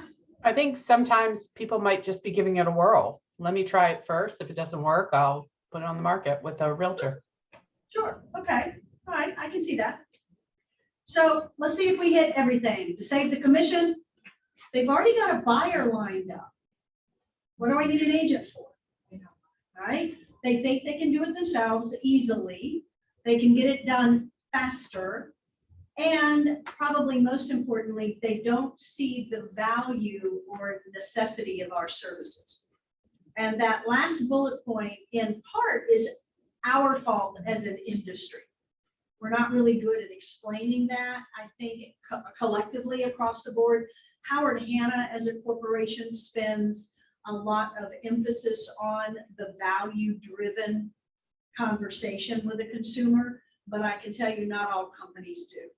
And so when we look at real estate as a whole, it's easy to see why a consumer doesn't see the value that comes with hiring someone to represent them in this transaction. So the National Association of Realtors puts out a questionnaire to home buyers and home sellers who have closed transactions in what is called a rolling calendar year. It's not January through December, it's actually March, I think, through February is the time frame that they use. And they compile this data and they make it available for members to purchase as a PDF for $25. If you were a consumer and you wanted to buy it, or a non-member, it would be closer to 200, I believe. So it's pretty detailed. It's 100 and almost 200 pages long for this report. So these are where these statistics came from. So last year in 2021, 7% of all home sales that were reflected in the NAR report were for sale by owners. And I underscored direct sales here. We really want to draw your attention to it because that is the nomenclature that you will hear from Hanna leadership. When they speak to direct sales, they talk about numbers of direct sales. Hadi Hanna, in a recent webinar or one of his messages to us, spoke about that, the direct sale being one of the major competitors that we have. And that's for sale by owners is what we're talking about. Or in the realm of property management, it would be for rent by owners. So where the owner is taking on the role that the real estate practitioner normally would. Of those direct sales in 2021, 57% of those sellers knew the buyers before the transaction. They were selling to people they knew. This would include landlords that were selling directly to tenants that had been occupying the property, someone who had a good friend that wanted to buy their house, wanted to move to the neighborhood, all of those things. Most for sale by owners sold in 2 weeks or less. A shorter time window if they knew the buyer. Shorter time window was usually a week or less if they already knew the buyer. Agent assisted transactions sold within a week to 12 days on average in 2021, down from 3 weeks in 2020. So that just gives you an idea how fast the market was moving. For sale by owners, priced properties, how they derive the price, appraisals, 40% of the time, they relied on what the appraisal said the property was worth. And this is more likely when they knew the buyer than when they didn't know the buyer. Comparisons to recent home sales, it didn't say in the data that I looked at today where those comparisons came from. They might have asked a real estate agent. Could be. They could have gone into the court records or gone through some aggregator of information for that. That was 38% of the time. 18% of the sellers determined the price based on the amount of profit they wanted. And then an online evaluation tool was used 17% of the time. So those are the ones, the major systems that NAR discovered in their research. For sale by owner homes sold at a median of 260,000. I want to make sure everybody's clear on what median is. It's in the middle. If you have a bell curve, median is the peak in the middle of the curve. So For sale by owner sold at a median price of 260,000 across all of the for sale by owner data. Agent assisted homes sold for a median of $318,000. This is $102,000 difference in price. Now let's put this in terms of dollars. One of the biggest things that for sale by owners talk about is, I don't want to pay a commission. It costs me too much money. If the agent could take that 260 and help negotiate it up to 318,000, then the sellers would make more money. Yeah. Does everybody see that? I mean, if we calculated a 6% commission on a $318,000 home, that's not even 20 grand in terms of commission dollars. The seller is actually making much more money than they're paying off in commission. So in some ways, that's a myth or a misnomer. And then the sellers identified as far as the most difficult steps that they had, and these are in sequence, most often getting the right price. Secondarily, preparing and fixing the home for sale, knowing what to do to get it ready. And then understanding the paperwork, the contract, and performing their duties, whatever they were supposed to do. Okay, Belinda in the classroom. Is there any way that we can get to download this? Because I have a lady that is my investor, but she has a big house in Suffolk now. She's getting ready to sell and move to Georgia. But she feels like that she could do it herself. She retired military, you know. Right. I can do this. But she wants to ask me questions. No, because let's go I think you might get even more. So let's you get a copy of this? This all of your slide decks are uploaded in the Hannah University under courses, new agent development, faster. Okay. So they're all there and you can download them so they're there. I had a hand raised, Maggie. Where'd she go? There she is. Hi. How are you? It was me. I'm wondering if the data would reveal that some of the reasoning for the lower price points is because perhaps these are family member to family member transactions. I just wonder. I don't know. I brought the report with me. Hold on, let me look. Actually, I've read the report, and so what I remember from that report, Caroline, is yes, some of it is it's a family. But that isn't really the major reason. The major reason is they are not negotiators. They don't know what the comps are. They tend, as soon as they start talking, they start giving money away. They start to tell too much maybe about the house and start talking people down, and they wind up giving away. They diminish the value of the house by talking too much, which is one of the reasons as realtors, we often usually ask homeowners not to be present during showings and open houses. Once they start talking, the money just starts plummeting. And so as negotiators working on behalf of the client and not ourselves, have you ever tried to sell something at a garage sale? You wind up giving away something you know is worth some money for a quarter. But if you were selling it for your neighbor, you'd get the full price. It's much easier to negotiate for somebody that's not yourself. And Maggie, to that point, we had in our most recent advanced training class here in the Southeast region, one of our associates, we were talking about positioning yourself as the listing or the market expert with people who were interested in selling.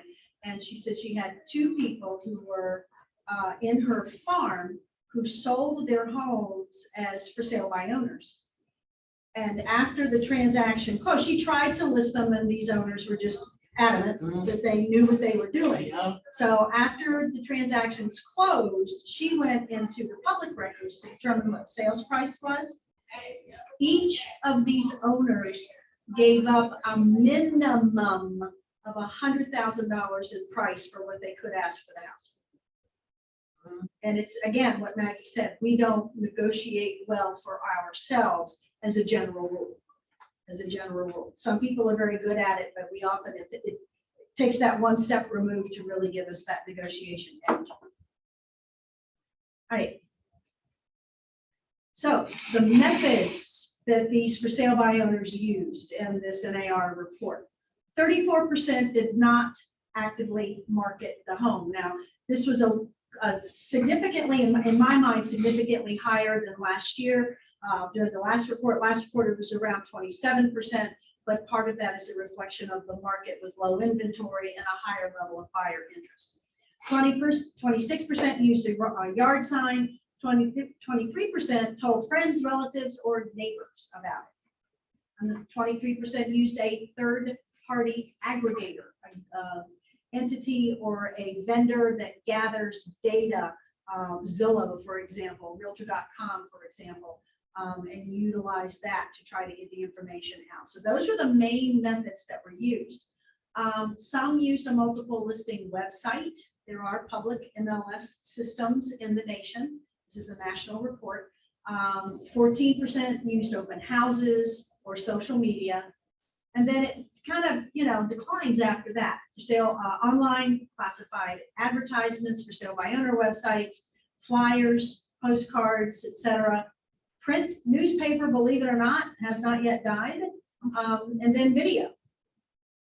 Now, we know by research, also by the National Association of Realtors, that buyers begin their search how? Online. Yet what percent was social media and electronic for sale by owners? I mean, that again is telling, because they don't know what they don't know. And they need us. These are things that we have to keep in mind. We have the market knowledge to price the home competitively. If you don't have it now, get really smart. Sit down with your brokers, with your branch manager, sit down with your broker, find out how to go about doing the research. Start close to home, either close at your office and begin working out, or start in your own neighborhood and begin working out. Talk to your manager, use them as a guide, but that's one of the things that you have access to more data and more information than what the average consumer would. You can negotiate and overcome objections. When we talk about that, we have a whole session that Maggie does with Carlton on overcoming objections.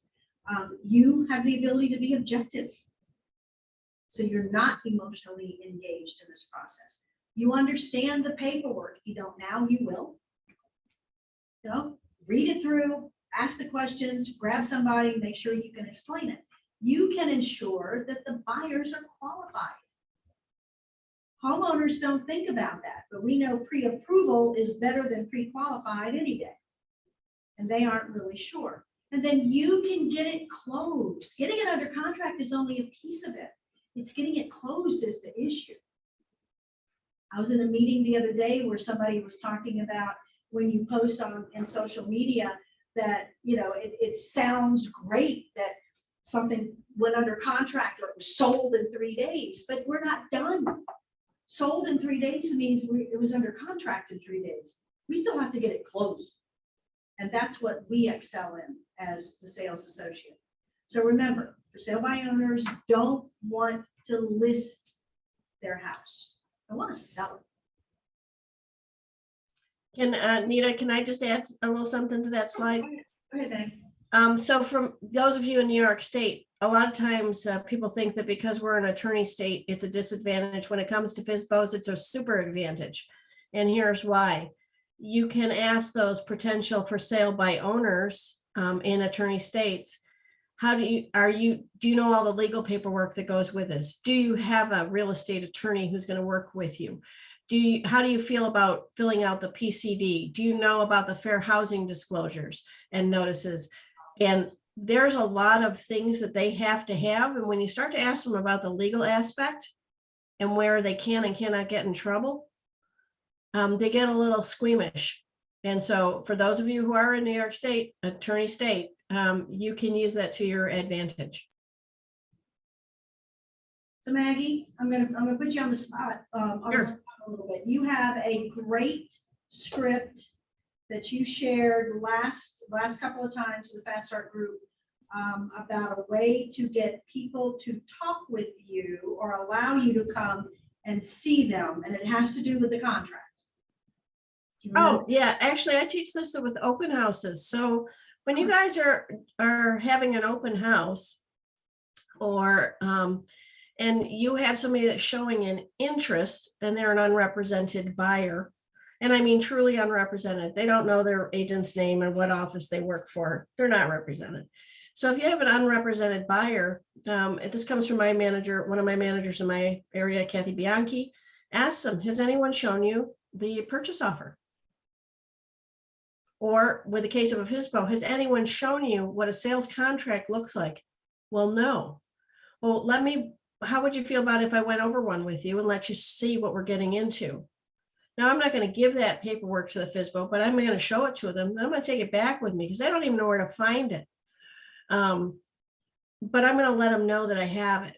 And this is a great way. It's not a tactic. I almost used that word and I walked myself back. It's not a tactic. It's a great way to show your professionalism. You know what you're doing, you know what's involved in a contract, and it gives them some personal power because you're involving them in the process. Most people write their first purchase offer without ever having seen one. Most people writing a listing contract have never seen one. They don't know what they don't know what's in it, what it involves. What do you do if they ask for a copy? If a for sale by owner asks me for a copy, I would say, hey, if you want to work with me, I'm happy to get you a copy and fill it all out for you. I kind of get a little bit cocky with people. That's my personality. I have been known at listing appointments and buyer's appointments when they said, well, I'm going to interview somebody else. I have been known to say on more than a lot of occasions, why? You've already met me. Why would you want to work with anybody else? Nobody's going to work harder for you than I am. And I really do say that. And they always laugh. I think it was you, Nita, laughing. They do, they laugh. And then they go, you're right. Because I believe in myself, and it's not always been from real estate. I've done other things in my life. I work hard. I believe that if I tell you I'm going to do something, I'm going to do it because that's the way I live. If I tell you I'm going to do something, I'm going to do it. So I take that to my appointments. So what have you done in the past? You're all new agents. What have you done before that lets you know you're going to do it? You're going to do what you say you're going to do. Bring that into your appointments. See, I just think I had an associate here in the Southeast region use that script at an open house and ended up with a buyer under a buyer agency agreement and was showing a property and said, that thing Maggie said, it was great. And the more I thought about it, the more it could work for potential for sale by owner as well, I think it's something that gets you in the door. Absolutely. And Austin just said, how you do anything is how you do everything. It's true. It's true, Austin. So how do we find, or where do we find them? Okay, NAR statistics show that when a new property goes on market in a neighborhood, within 48 to 72 hours after that, the odds of another property popping up, either as a for sale by owner or as another new listing, is pretty strong. So that's one of the reasons why we want to maximize and circle prospect around new listings when they come on market, so that we can let people know that we do have an interest, one seller who's going to be making the leap and moving out of the area. And then if somebody else is thinking about it, that may trigger another property going on market. So next to your new listing for sale by owners, I'll capitalize on it. This agent's going to be doing an open house. I'll get open house visitor overflow. They've got a sign. They'll see mine when they walk by. I mean, a variety of things. Signs in the yard. Now I have a pet peeve about signs in the yard. Yesterday we were driving from one location to another, and I saw an open house sign by the driveway, but the for sale sign wasn't readily apparent. And what had happened, and this was a listed property, the agent had put the sign right against the bushes, flat against the bushes, not this way so you could see it if you drove down the street. It was that way, and you didn't see it until you went past it. You went, oh, it's for sale, which to me was a waste of a sign. So for sale by owners, signs in the yard, some of them get very elaborate, some of them get the little teeny tiny things that you can't see, it just depends. And then websites. Zillow has a function on it called Make Me Move. No, that's gone. Oh, it's gone. That was since it became a broker? Yep. Oh, darn. That was fun. That one was a fun one. For salebyowner.com, FSBO.com. FSBO.com, the man who created FSBO.com got upset when he got ready to sell his condo in Manhattan because he couldn't get any play as a for sale by owner. He had to list it in order to sell it. The agents had the market tied up. And, oh, darn, I'm so sorry, you know. Facebook Marketplace and social media, Craigslist. I mean, these are all places where you can look for sale by owners. Hey, Nita, I'm sorry, because we're in New York State, if they are listed with any for sale by owner company, like for sale by owner, they are considered represented and you cannot approach them. You can call them to see the house and introduce yourself, and you can do some other things afterward, but you cannot go in and try to be a listing agent. And you have to have a buyer to go see them. You actually have to have one, unless you're telling them, I want to see the house, I do not have a buyer. They may or may not let you in, but if they've paid anyone even $200 to put them on the internet, they are considered represented and you cannot approach them. It's just like having a regular listing sign outside the house. Got you. Okay. So it's tempting, it's really, really tempting to drive by a for sale by owner and get the telephone number and call. It's scarier, but fun, if you look at it that way, to show up at the door. And you go in, and I'm going to give you a script right now. You go and step back from the door. Don't get right on top of it. If they have a peephole, they need to be able to see you. And have something, Howard Hanna, you know, your name badge, a hat, something to show that you're, you know, if you can, that you're in real estate. They're going to open the door and they're going to say, who are you? You're going to introduce yourself. And then they go, well, what are you here for? Do you have a buyer? That's a real legitimate question. And if you do, say so. It's okay to preview property for a buyer that you are representing. That's fine. But if you don't, hang on a second. Did I get muted? Hold on. There we go. Okay. It looked like I got muted there for a second. Sorry, guys. If you don't have a buyer, say so. But then why are you there? For what reason? You make it a personal business practice to stay aware of the inventory on the market. Is now convenient for me to get a tour of your home? Or can I come back tomorrow? Pick a time, make an appointment. It is a personal business practice to stay on top of, to be aware of, to learn about the existing inventory in the market. I'd love to come in now, get a tour, or make an appointment. Does that make sense to everybody? It does. Now, they'll say, but if you don't have a buyer, why do you want to come see it? Well, I won't know if it fits a buyer that I'm working with unless I do know what it looks like. Well, I don't want to let you in my house. Okay, that's fair. Do you have a video online that I can look at? Do you have photographs somewhere that I can see? Well, no, I didn't do, you mean I have to do that? Can you see what this will give you a place to start a conversation. That's the key. So as you, depending on how that conversation moves forward, this can open up an opportunity to ask if the seller is willing to pay a brokerage fee to the company bringing the buyer, if indeed we bring a buyer. That would be important for your buyer clients to know if this is a possibility for them to consider.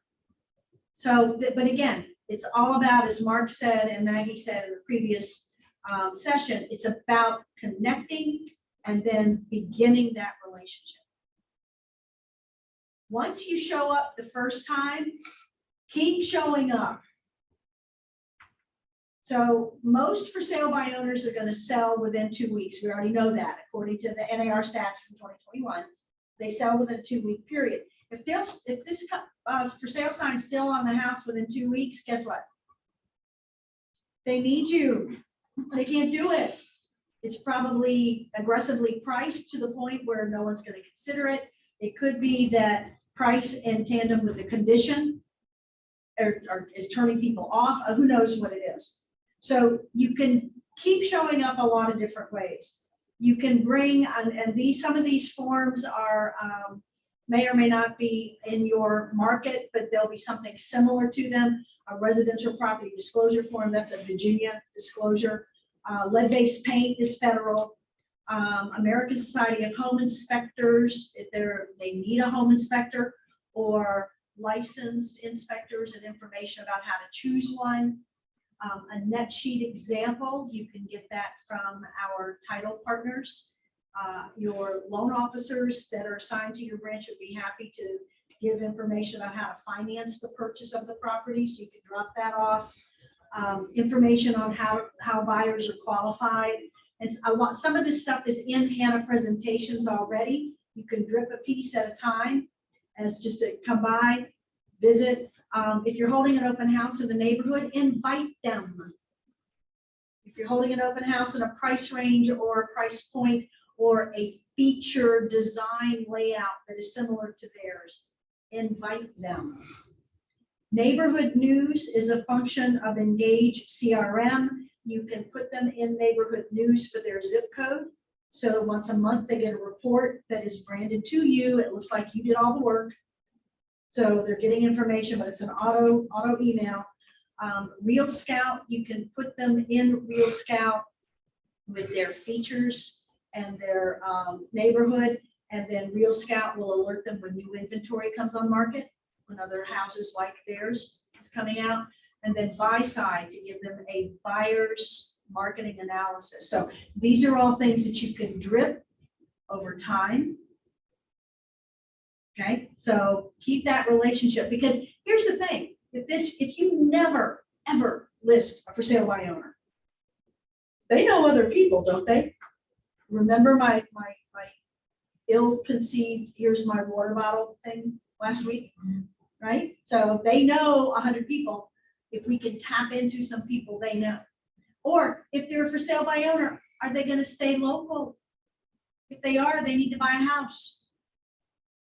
If they're moving, can we help them through our relocation network? Do we have resources that they can use?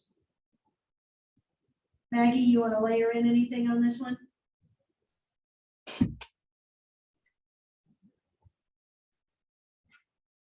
No, I think you probably pretty much covered it. I was just looking, she's right. Don't just show up, ask a lot of questions, have a buyer. If you don't have a buyer, talk about the other agents in your office that you can bring that information back.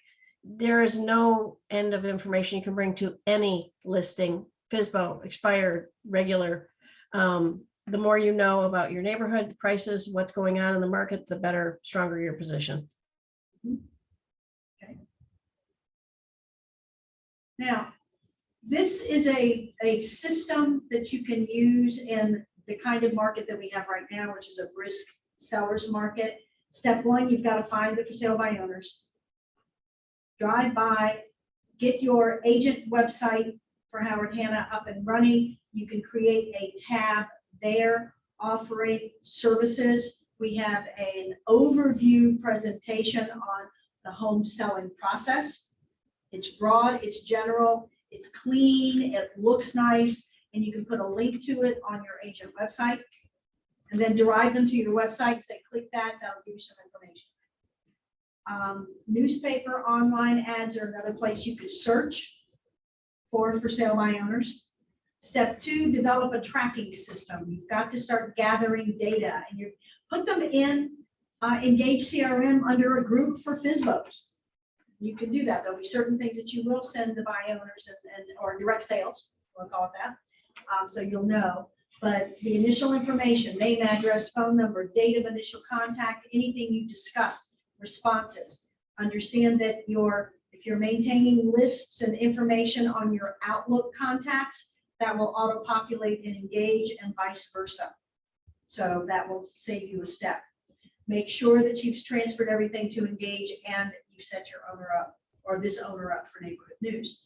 Now, for this is a short window of time. We get 2 weeks for them to, I mean, they're going to hit and get and go, especially if they've got somebody to sell to. We need to develop an accelerated solicitation schedule. We're touching them a little more frequently. So according to the National Association of Realtors, Thursdays, Fridays, and Sundays are the best times to reach out to people. So day 1, call them asking questions for a buyer, set up an appointment to preview the property with buyers if you have them.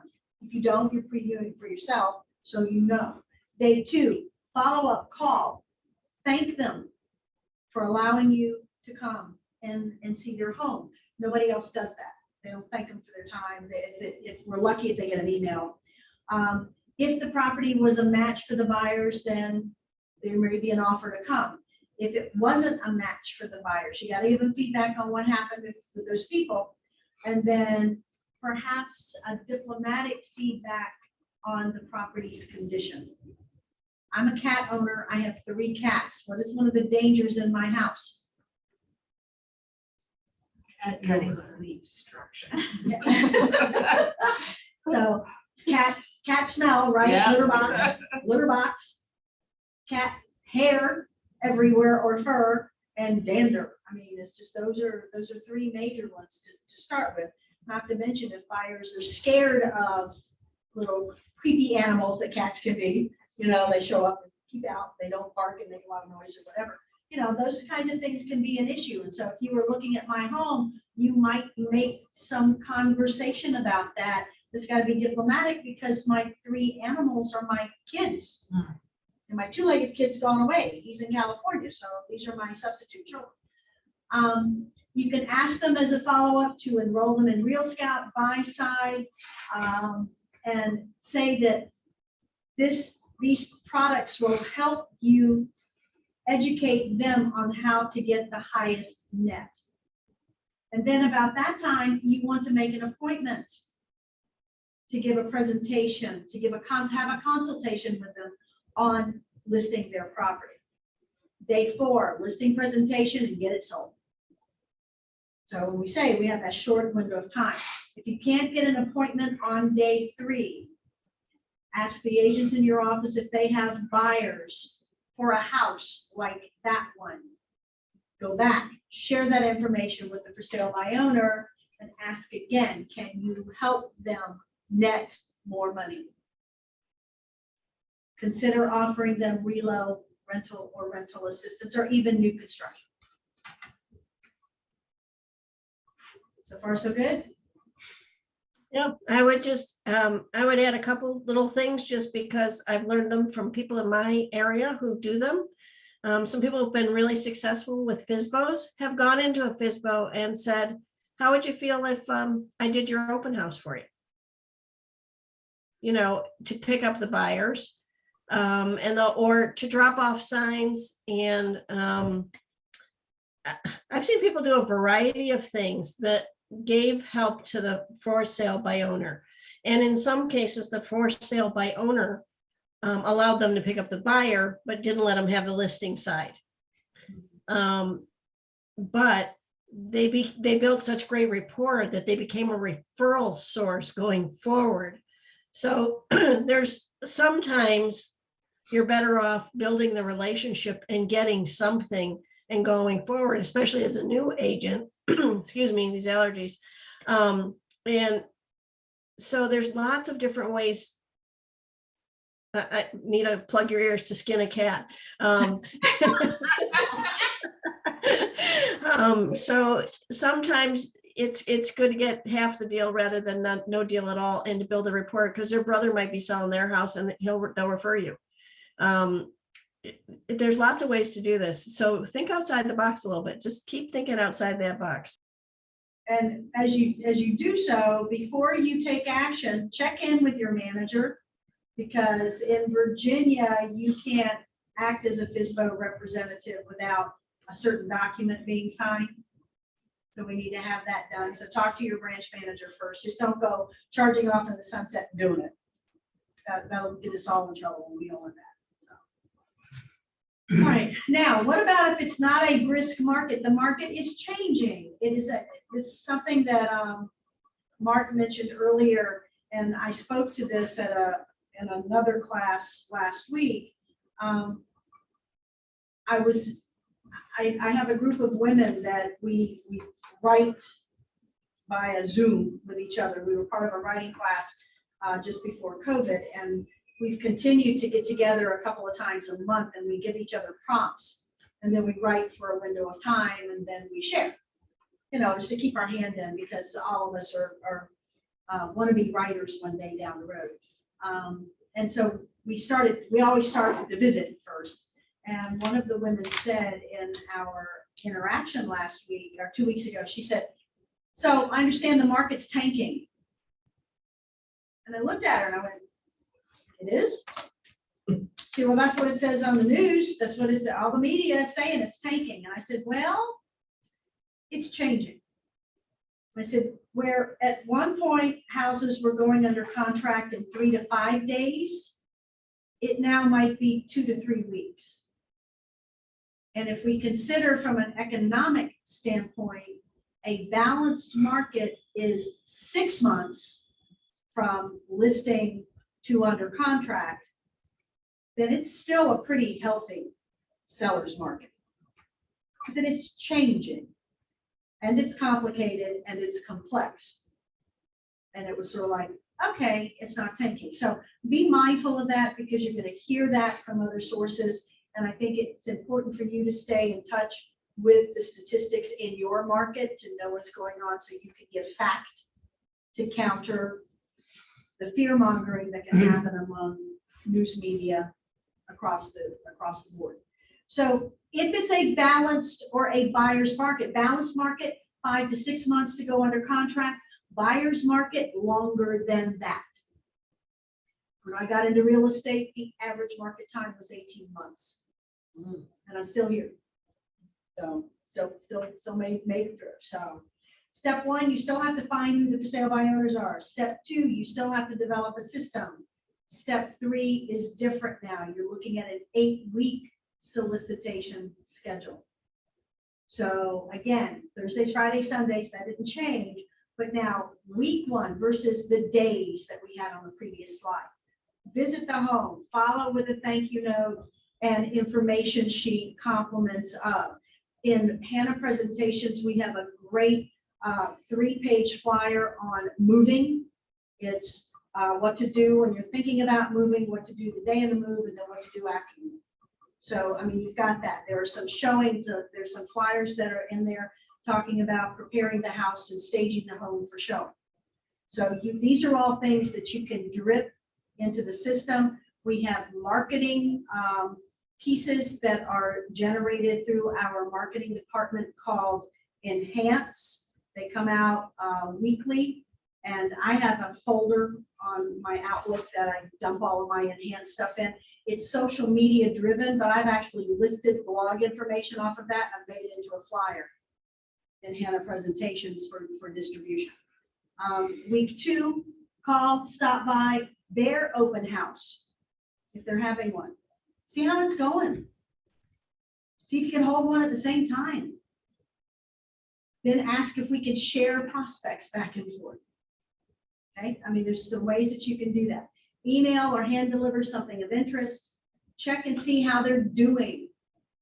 People don't care how much you know until they know how much you care.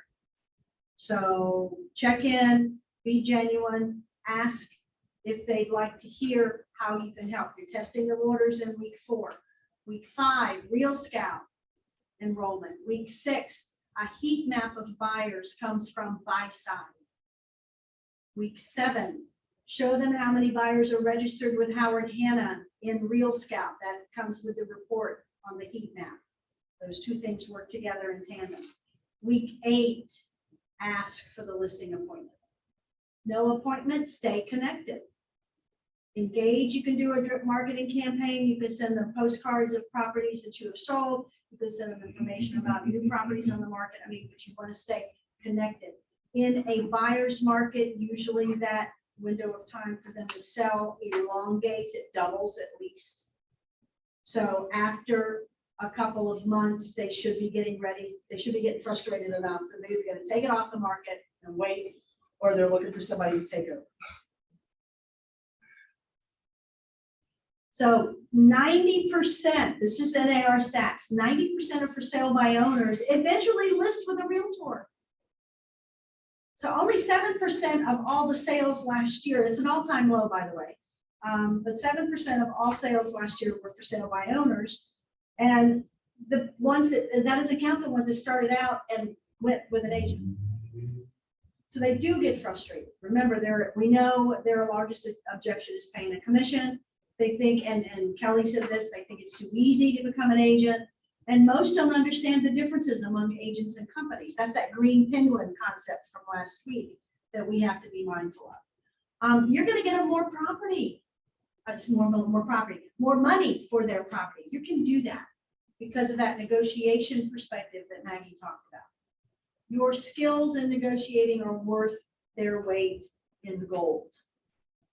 The other thing that you know to do, or if you don't, you do now, is if we can get a backup offer in place in case buyer number 1 falls apart, we have buyer number 2 in the wings. And we can do that when it is a seller's market. And then I think the very last bullet point here is undervalued, but having an agent coordinate deadlines and communicate with the other people involved in the transaction saves time, energy, and it reduces the stress for the family. That's huge. That's that priceless stuff. Questions on FSBOs before I shift? Maggie, you want to add anything? Mostly I just say it's a follow up, follow up, follow up, follow up. Add value every time you follow up. What's the value? What are you bringing to them? How can you help them? If you're kind, you're patient, you're not selling, but you're attracting through your business value, you will win many of them over. You won't get all of them. Don't worry about that. Never think about a single transaction. Never think about this one house. Always think about who's in that house, how many people can refer me in the future, and how is that going to lead to listing after listing after listing, buyer after buyer after buyer. And that can happen from FSBOs, it can happen from expireds, it can happen and should happen from all of your other business dealings. Always be thinking about the long trail of homes and not the one. So if all they do is refer you, was that worth your time? Yes. Yeah. Every day, all day long. And remember to ask the other questions, which are, where are you going to be moving to? Because that could be a relocation referral, but it also could be something local. And ask if they, or if they need a rental. I mean, you can point them in the right direction for that. So have a resource. Monica, you have a question. I do. It's about a FSBO. There's one around the corner for me that I've been working on now for like a month and a half. And you know how one of the selling points is, you know, if they list, we can get them more money. But I'm in a situation where he's really overpriced, probably by $250,000 because he thinks he's sitting on a pot of gold. And I'm not sure how to approach that. So if he sits on this, so a couple of things to think about on this one, and we have Maggie and Carlton have a great approach to this conversation. It's not going to help you immediately. It's a couple of weeks away, but if this owner, for every month this property sits on market. That's a mortgage payment, that's maintenance, that's utilities, that's, you know, that's stuff. And do you know why he's selling? If he's selling, the family's selling to move out of area and they want to get sold, what is the why behind it? You really can't give insights and you can't help them unless you understand those two things. So number one, what is the opportunity cost for not selling? Am I just testing the market? That's what it sounds like to me. You know, can I get 250,000? I think he is. Yeah. Yeah. So if they're not motivated. I think he's overpriced by 250. He's overpriced by 250,000. Sure. It's been sitting there for 6 months. Okay.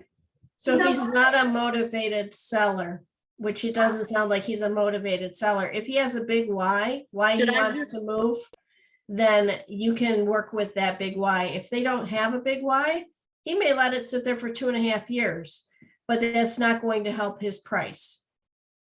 So you need to get to the bottom of why they want to sell. And if they really do, they may be telling you one thing, but they follow the evidence. The simplest answer is usually true. So by nature, like once I get a bone, I'm like a dog. I don't like to let go of it without a fight, but I'm sort of feeling like I need to let go of this bone. You know, that's a great point, Monica, and I want to address that specifically. So with realtors, we tend to grab onto non-business and not go forward and move to business that we can have. So are you spending more time and energy on business that isn't going to happen when you should be spending more time with motivated buyers and sellers? You need to differentiate between who's motivated and who's not, and it's okay to cut business loose. You can still stay in touch and maybe that will come back to you, but in the meantime, move on to more actively motivated people. It's not that somebody else might play with that bone, they might sell that house. Okay, that's not the point. Move to the business that's moving with you. Stay engaged in active business. Okay. And again, like Maggie said, if you were to put him in neighborhood news, sign him up for neighborhood news so he would know what's going on in his zip code on a monthly basis. Put him in Real Scout so he'll know what else is selling out there, what else is coming on market. If he clicks on anything in Real Scout, if he goes to get more information, you're going to be notified anyway. So that's your alert. So that can kind of do some stuff for you in the background while you're going after the more actively engaged buyers and sellers. Does that make sense? Okay. Complete sense. Okay. Thank you. Questions so far? We good? Ready to go to expireds? I will tell you that for me, my first listing opportunity was a for sale by owner. I was a brand new agent. My license was activated at the end of August. This was in September. I was one of 5 people from the company I worked for at the time who were calling on the same for sale by owner, as well as 3 competitors. So there were 8 of us all going after it. They ended up selling the home themselves to a buyer that had seen the property before I got there to offer my services. So I called, and the reason I know is I followed up. I called, and my manager had counseled me, leave information with them with, I'm going to call you tomorrow, I'm going to call you in 2 days, whatever, to follow up and see what's going on. So I did, and they said, oh, we're so sorry to let you know, but we've already sold it. We had a buyer that was interested and the deals finally come together. So I congratulated them and I said, great, I am so happy for you. They asked me during my initial interview, this came up in Mark and Maggie's session earlier. They asked me how long I had been in real estate, because they were interviewing a lot of people. And I told them the truth. I said, I'm brand new. I just got my license last month. You would be my first ever client to have. And I'm so excited for the possibility of this opportunity. And my manager is right here with me. When you get me, you get my manager, you get our loan officers, you get everybody on my team to help and to make sure I do it right, because I want to make sure I've got good news about my reputation. I'm not a seasoned agent with a ton of other people to take care of, but I would certainly take care of you. That's how I put that across. I think all of us need to be thinking about how we're going to talk about it. If I were brand new in real estate today at my current chronological age, I would probably say something similar, but it would be more tied to my life experience. I mean, if you have bought and sold real estate as a consumer, you already have experience in the business. You can be new with Howard Hanna. So there's a lot of ways you may want to script something and run it with your manager so you have some talking points. Anyway, back to my story. I said, well, let me ask you a question. Thank you so much for taking my call, and I wish you the best, and I'm glad that you were able to sell the property to somebody that, in a way that works for you. But if you had to choose, if you hadn't put that together, had you decided who you would list with? And they said, yeah, you. I said, well, do you mind my asking why? I said, because you came prepared and you were excited about the opportunity. So that enthusiasm would have carried me forward, I think, had other circumstances not come in. So I looked at that for sale by owner as practice. We all have to have rehearsal. That was my rehearsal. So if you can take it from that angle, I think it will serve you well. Now, expired listings are fun. I'm looking at the people in the classroom, they just kind of roll their eyes like, yeah, right. Sure they are, Dana. Okay. So I got a question. So, I mean, can I go incognito in there? I mean, do I have to tell them like, yes, I'm a real estate agent, I'm here because can I just go into an open house and walk around and look at the house? If it's an open house that they've opened to the public, there's no mandatory disclosure unless you want to try to develop a business opportunity. Now, if you're going to go door knocking though, like I suggest, hi, I'm here, then that's a different story. There's plenty of those open houses around. Mm-hmm. And that gives you also a sense of what happens if I'm a customer and I walked in and walked out, so the whole house and nothing. Could be. So yeah. It gives me an idea. I've been. That's why I was asking. I wanted to know if I was in trouble. I've been going into some open houses and I walk around. Now, if they ask you why are you there, now then I have to tell. I would say I would be transparent. I'm a new real estate agent, and I'm just getting the Bible. I'm learning the neighborhood. I'm learning the market. I'm really glad. I want to thank you for holding your home open today. It's given me an opportunity to get a better sense of what's on the market. I mean, there's lots of things that you could say. I'm a big believer of not being a secret agent. Always make sure people know who you are and that you're a realtor. So I don't like to sneak in. I like to be completely transparent. I'll let people know, yeah, I'm a realtor. Do you have a buyer? No, but I work in an office. We have lots of buyers. I'll take the information back on the house. I wanted to see the house because I consider myself a local expert. I look at every house that I can get into because I want to know what the comparisons are. Oh, why is that important? Well, that way, when I'm working with listings with sellers or buyers, I'm giving them the best information because I've seen a lot of houses in this neighborhood. So I know what sells. Now they're going to start asking me questions. I guarantee you. So don't be a secret agent, be an out in the open agent. Make people ask you questions by telling them what you do and how you do it. But don't give them all the information. Give them just enough information to make them ask you questions. Anita said her first listing opportunity was a FSBO. Mine was an expired. And I was up against a bunch of realtors and I got it. And I told them straight out, I'm brand new. So I think when you're brand new, you don't always feel that you have an advantage, and you do because you're not complacent. You don't think you know it all. I get really worried when I'm around seasoned practitioners, at least in our region, who hit that 10-year mark and they're successful, because they start getting a little sloppy and it worries me. Me too. So All right, so where do you find expired listings? MLS. There's some that are recent, but then you can also go 1 to 3 years back and look and see. The one thing about a property that was listed and it has expired, you already have a property owner who has said yes one time before to paying a brokerage fee. So that's something that they know that comes along with that territory. So it's not brand new in that regard. Just make sure that when you're looking up expireds, they may also be reactivated. So once you find it under the expireds, then you got to put that address back in and see if it's been relisted and is now active. So don't just take an expired as it's expired. It may not be. That initial listing may be expired. Does that make sense, everybody? Okay. So positive factors, this owner has already committed at one time to work with a realtor. They might be curious about your opinion, why the home didn't sell.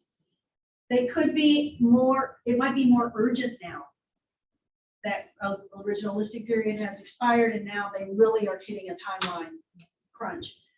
And the costs are increasing. I mean, again, every month is another mortgage payment, it's another maintenance, it's another a utility bill. If the family has split at this point in time and you've got one wage earner who's living away from everybody else in a separate dwelling, you might have rent money, you might have, you know, or even hotel expenses or whatever kicking in while the rest of the family's here, you know, so it, and then you've got that difficult to quantify component that has to do with the emotional stress on the family unit. So you've got all those things. Negative factors. You've got people that have been disappointed. Now, with the disappointment might have been of their own making. They might have had an agent who did every single thing they could do to get that home sold, and the seller was totally unrealistic. Could be, but the seller's not going to own that.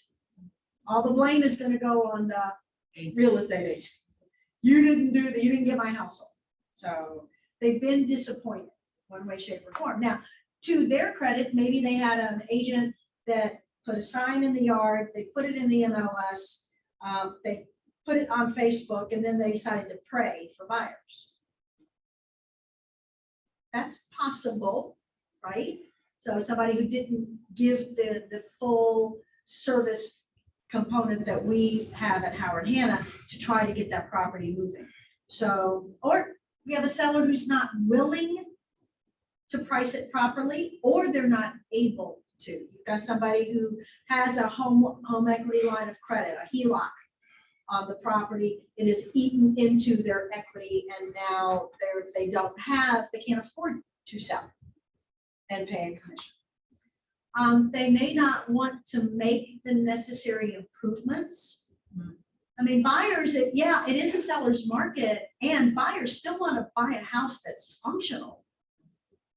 I mean, if the roof is leaking and the electricity's got a problem and the HVAC system is on the fritz and we've got peeling paint in weird places and it smells like wet dog and cat litter, it'll sell if the price is right, meaning low.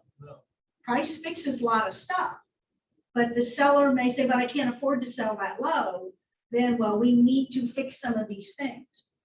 You can be a resource for them to finding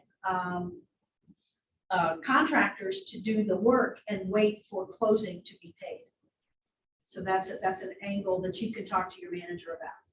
And then this owner may be, they may be difficult to deal with when it comes to showing the house. I only want people to come between 10 and noon. That's the only time for me. And you're like, well, the buyer's available, and we want to be able to accommodate them and, let them in. Or the house is being occupied by someone who has hoarding tendencies, and there is a path just through the property. You can't see the rest of it because of the clutter. And I mean, Chloe's laughing at me, but the clutter and floor to ceiling. I mean, we have those. Sure, we have those sometimes. Or they don't want to stage it. I mean, my living room can be staged 3 different ways, 2 of which make it look bigger, 1 which really makes it tiny. And so maybe I'm in the tiny mode and you're trying to talk to me as an agent to open it up and get rid of some of the clutter and all those things, and I don't want to be bothered. You know, so that could be some of the negative stuff, but really what you want to dig into as much as you can is why didn't it sell the first time? And you want the seller's opinion of that. Why do you feel your home didn't sell with the other company? They were lazy. They didn't know what they were doing. They didn't advertise it. They didn't hold open. All those things might be true. They also could have brought them a full price offer and they refused to look at it because it was in the first week. Sometimes sellers feel that they have to wait a while to get a really good deal. And what we find statistically in the company is that first offer is very often the best one we're going to get. And better to work with the one in hand than to wait for one that never materializes. Yeah, when I bought a house last summer, it had been on the market for 74 days. The agent kept relisting it and expiring it, so it looked short, but I added up the days and it was 74 days.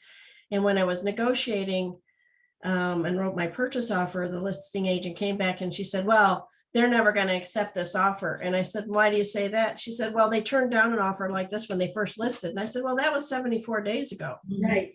And I said, and I hear you sharing your opinion. Take it to your sellers and I'd like to hear theirs. That's right. Yep. So some dialogue. I got the house, by the way. Yeah, of course you did. Of course you did. Dialogues and tips for expired. So you want, these are some question areas that you need to dig into while you're talking with them. Why did you select your previous agent? It was my cousin's uncle's brother-in-law. It was whatever. Okay, however they got there, or it was somebody who said they could do it. It was my mom. It was, you know. Why do you think it didn't sell? Describe your previous broker or agent's marketing efforts.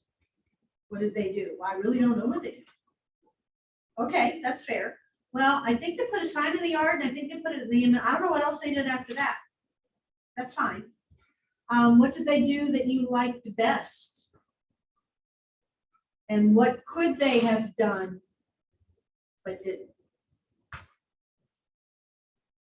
So you're getting some digging in a little bit, getting their perception on things. Tour the property.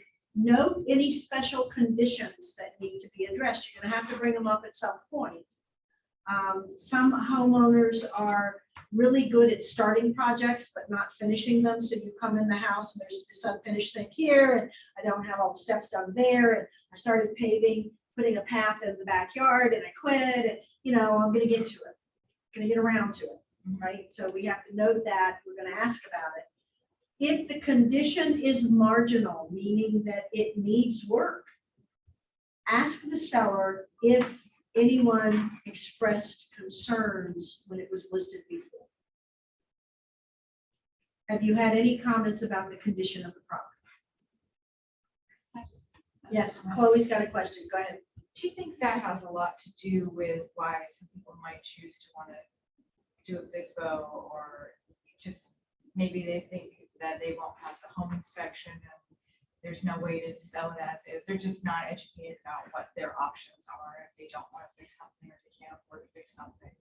Okay, so if you couldn't hear the question, she's asking if sometimes the either the lack of education or the concern that the condition is going to be an issue with the property, Right. that the sellers will go for sale by owner rather than list with an agent. That might be in some cases. I think lack of education is probably the biggest one right there. They think maybe they legally have to have a home inspection, certain things have to be done. If they get an agent involved, they'll see these things. They want to keep Could it on be. DL, so Yeah. they can, you know. NAR doesn't ask that in their report, so I can't dig into that. Yeah. And then any previous feedback from showings, anything that buyers and buyers agents have told them. And then finally, the price. How was the list price determined? What did they use? Do you think it was priced properly? And then finally, did you have any offers or second showings? Sometimes in our current market,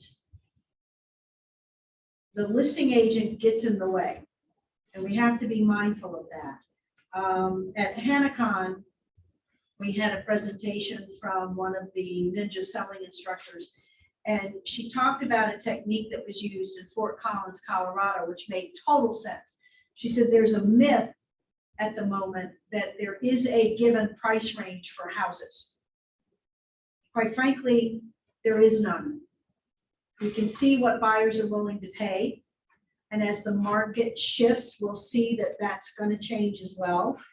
But right now, it becomes the market value, the market range is determined by what the sellers are willing to sell for, what the buyers are willing to pay for. And it's not static. And in this Fort Collins scenario, the property was, the sellers wanted to put it on the market at $750,000. The highest sale in the last 2 weeks had been $725,000. But the market was busy. So the listing agent said, would you be okay if we put it on the market at $850 to see what the market will do? They had 15 offers after the first open house. Of those 15 offers, one had a buyer qualification letter. None of them had an approval letter. There were 4 that were cash offers with no proof of funds for it. So we have buyer's agents that aren't educating their buyers on the ways to strengthen the offers when they come in. They went through all 15 offers and the seller started to take the one they liked the most. And the listing agent said, can you give me one more day? Pick the top 3. I will go back to those buyer's agents and say they made the cut for the top 3. And their buyers need to come back with the highest and best.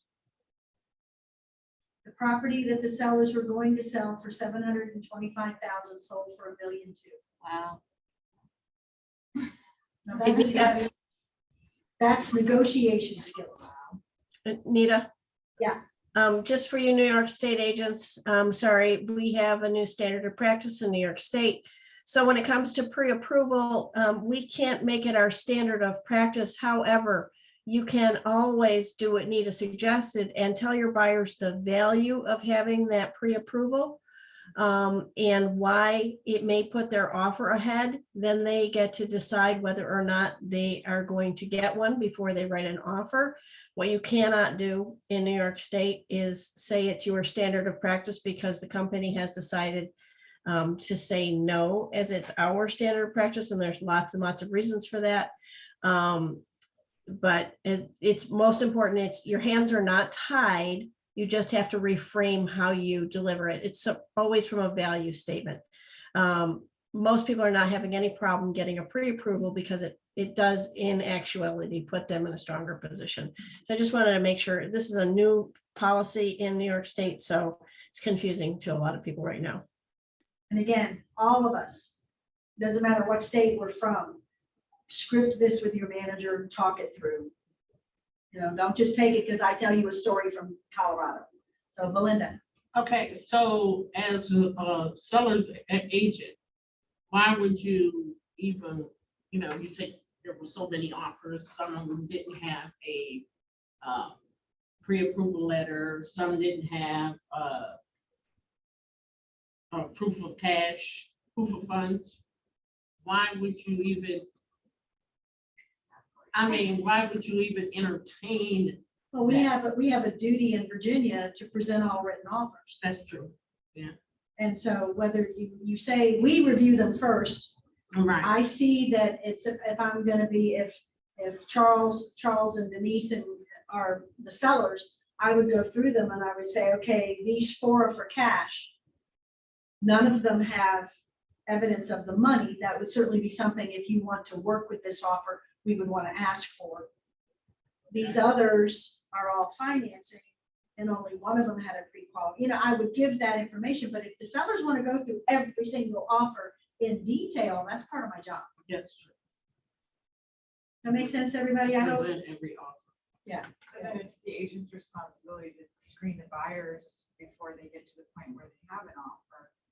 It would be the buyer's agent's duty. Buyer's agent. Yeah, that's a buyer agent's duty, and some buyer's agents are doing it, some are not.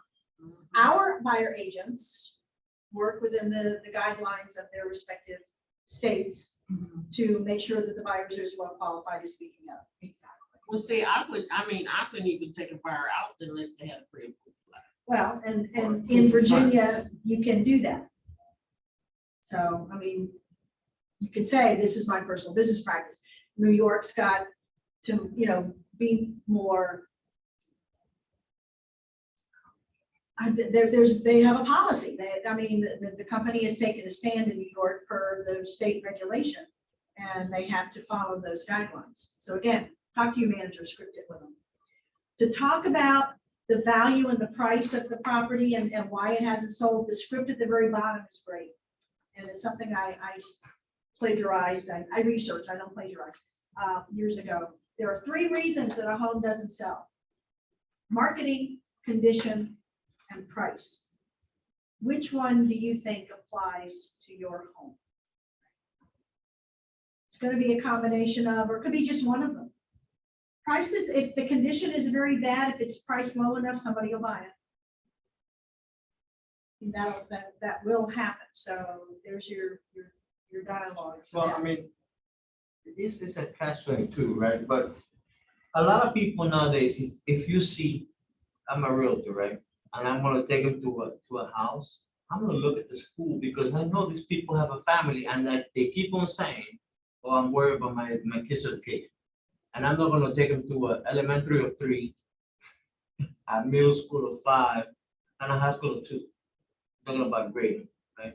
And I think that's inappropriate for you to make that decision. Right. for them. I think you say, these are the school systems that serve this community. Let the parent. And I'm gonna tell you why I say that. You have to tell, I mean, I know you have to give them a chance, but a lot of the feedback I'm getting, because I'm in a large group of people that we talk. And they said, I asked them, I didn't say I was going to real estate and I was becoming a real estate agent. I asked them, hey guys, so what's been one of the experiences, like, good or bad, with the real estate agents? Everybody likes to mention the bad, not the good. Of course. And the average, the number 1 reason was, oh, because they were showing me stuff I didn't want. And then because I know a little bit, I say, hey, but did you sign a contract with them as a buyer, to show you, or did you just say, hey, can you show me something? And then more than 50% didn't have nothing signed. So I told them, you want me to tell you a little secret? They were not working for you. If you didn't sign nothing, they weren't working for you. And then the myth, oh, but if you sign with them, you're stuck with them. No, you could just tailor the contract for a month. If they didn't put to occur in a month or whatever time, but it is because the law recently that I was educated, they're like, hey, Charlie, did you buy any chance to, because I like to take courses on a lot of stuff. They say, don't tell us you took a real estate stuff. Actually, yeah, I'm gonna be a real estate agent. I'm gonna do a course on it right now. But here's, I want to go back. I know, the thing of the school, it was because of what they said. So, but with the schools, you give I don't care who they are, you give the parents the information. We don't make the decisions. Right. We determine the process. We guide and control the process. They make the decisions. So there might be in that course of ranking for the schools, their focus right now is middle. That's okay. And they want to go to something different. I mean, I'm very clear on what schools do. I wanted my kid to go to a school that allow him to use his hands when he spoke because he was deaf. And Nita, yeah, go ahead. we're stepping all over fair housing here. I know. Yeah. So Okay. So let's be really clear about schools. You can discuss the school district, what school district that house is in. You can discuss which schools service that house, what elementary, what middle school, what high school. According to fair housing, and this has recently changed, we can't even lead them to a third-party website on the quality of the school. they must Google or whatever source they use, they can search it out themselves. You can recommend they call the school or call someone in the district if they know someone to find out about the schools. We can only tell, we cannot say, my kids went here and I thought it was a great district. You can't say that. Maggie, And it's really hard because this comes up all the time, but fair housing is really, really clear on this. And this is because schools have been used historically to separate people socioeconomically. And it's a fair housing violation with good reason.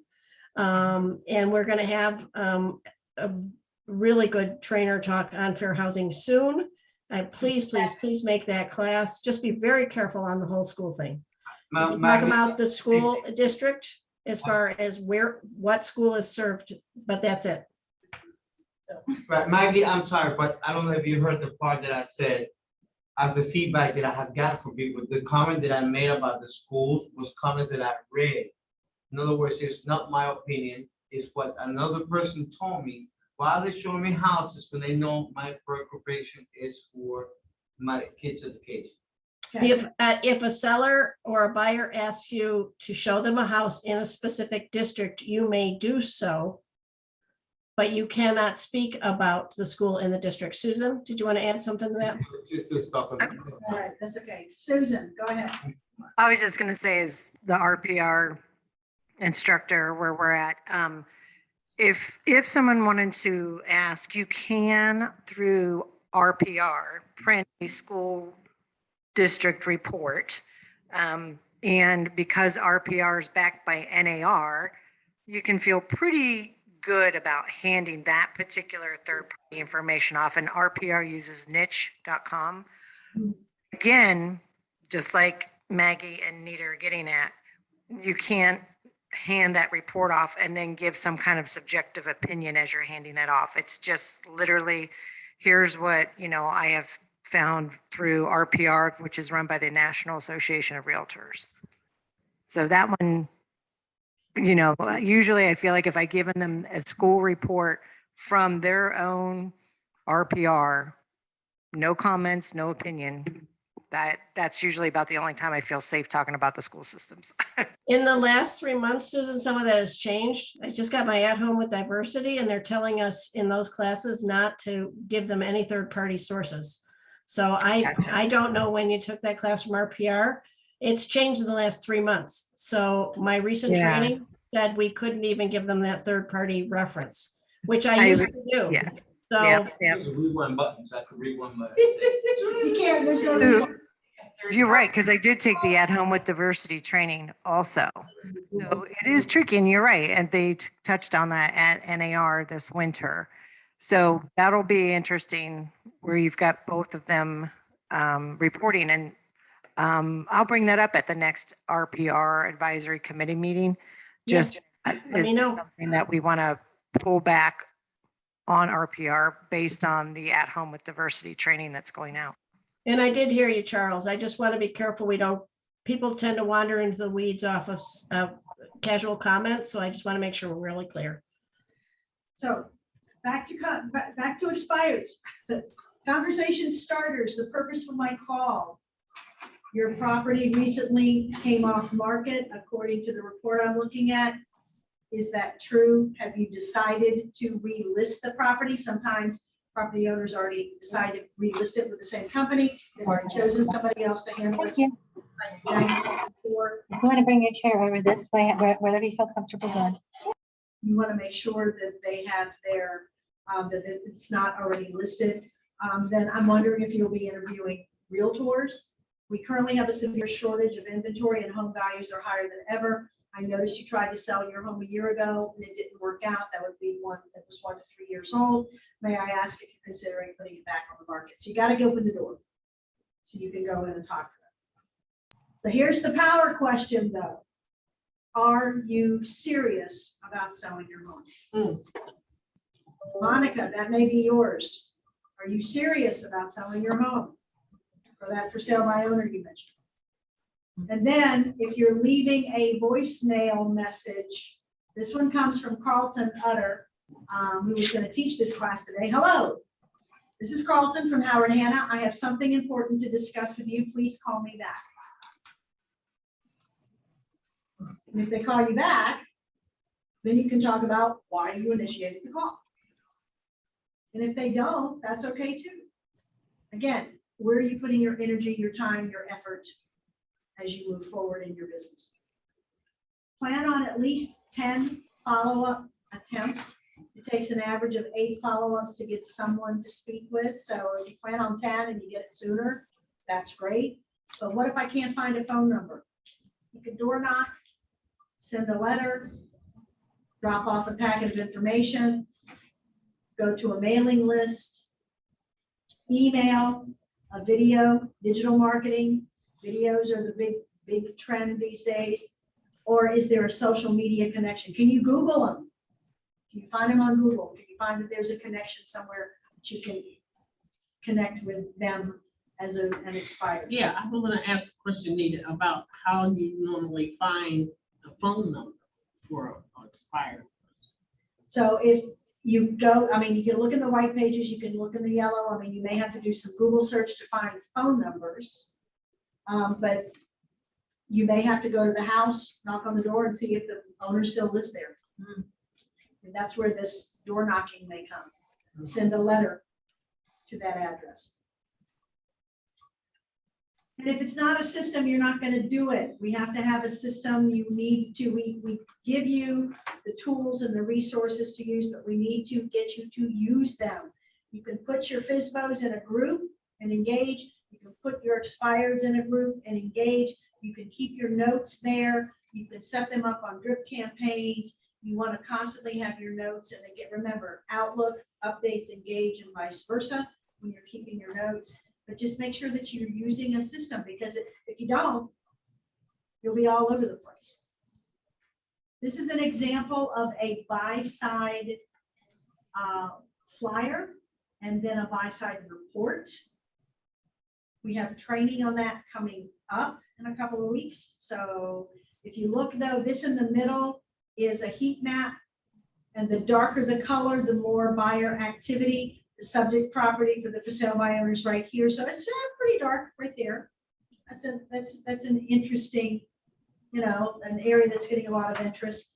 And then this is a funnel that shows how many buyers were interested online in that particular price range.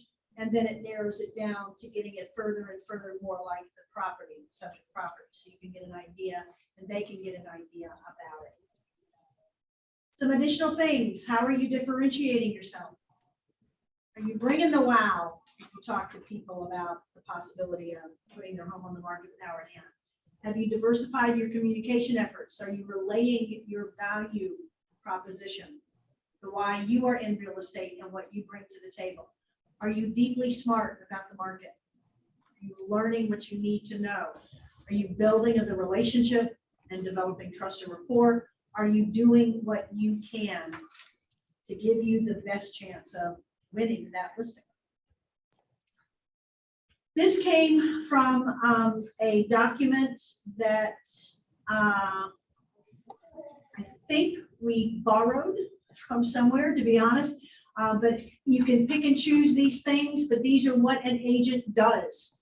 I will price your home competitively, advise you of improvements to make, take photographs, make videos for virtual tours, and put other materials together to market your home. Organize the staging, put information about your home on a multiple listing. Notice where MLS shows up.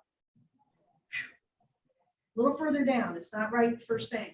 Arrange and supervise showings and open house events. Work as a liaison between you and the buyer's agent. Ensure you're legally compliant. Negotiate the price on your behalf. Keep track of the paperwork. Arrange and supervise the home inspection. Advise you of repairs. Help arrange a home warranty if you're providing one to the buyer. Check the legitimacy of the buyer's credit report and mortgage pre-approval letter. Draw up the purchase agreement or contract with all of the specifics you and the buyer agree upon, and act as a liaison between you and other professionals until the transaction is closed. That's what we do. And we have a companion piece on the buyer side of it. You can create the natural opposite. So all of this sounds like working with sellers, whether for sale by owners or expires, is hard. And it can be, but if it wasn't hard, everybody would do it. The hard is what makes it great. So let me stop share. That is the end of that slide deck. And we have Kay Beers is here. We have 20 minutes, Kay. Can you do your presentation in 20? Okay. A little bit.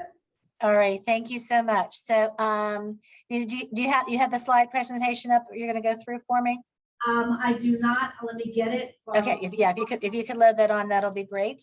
Okay, introduce And I don't know, I'm here. The camera's not on, but for some reason, but we'll just work around that.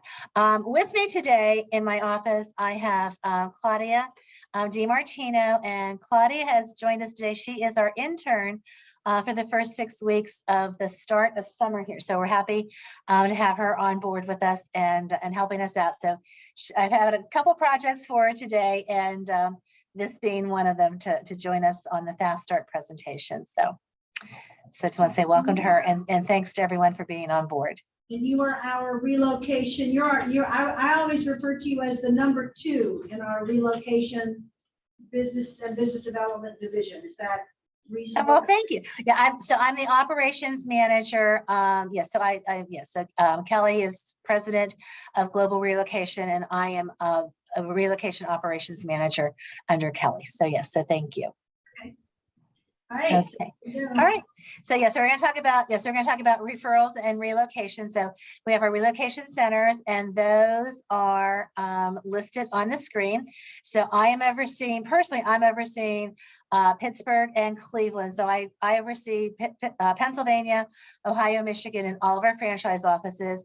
If anybody needs assistance in Virginia Beach, I'm here to assist with that. And I do have a counterpart in the Syracuse, New York area. Sue Holtzhauser is my counterpart for the New York region. So Sue handles all of New York State, except for this one it's the southwestern corner of New York. There is a group of franchise offices in there that runs through our Pittsburgh office. So, but those are our relocation centers, and I am certainly here to assist with any questions or concerns that anybody has. We'll point you in the right direction as to where we need to go.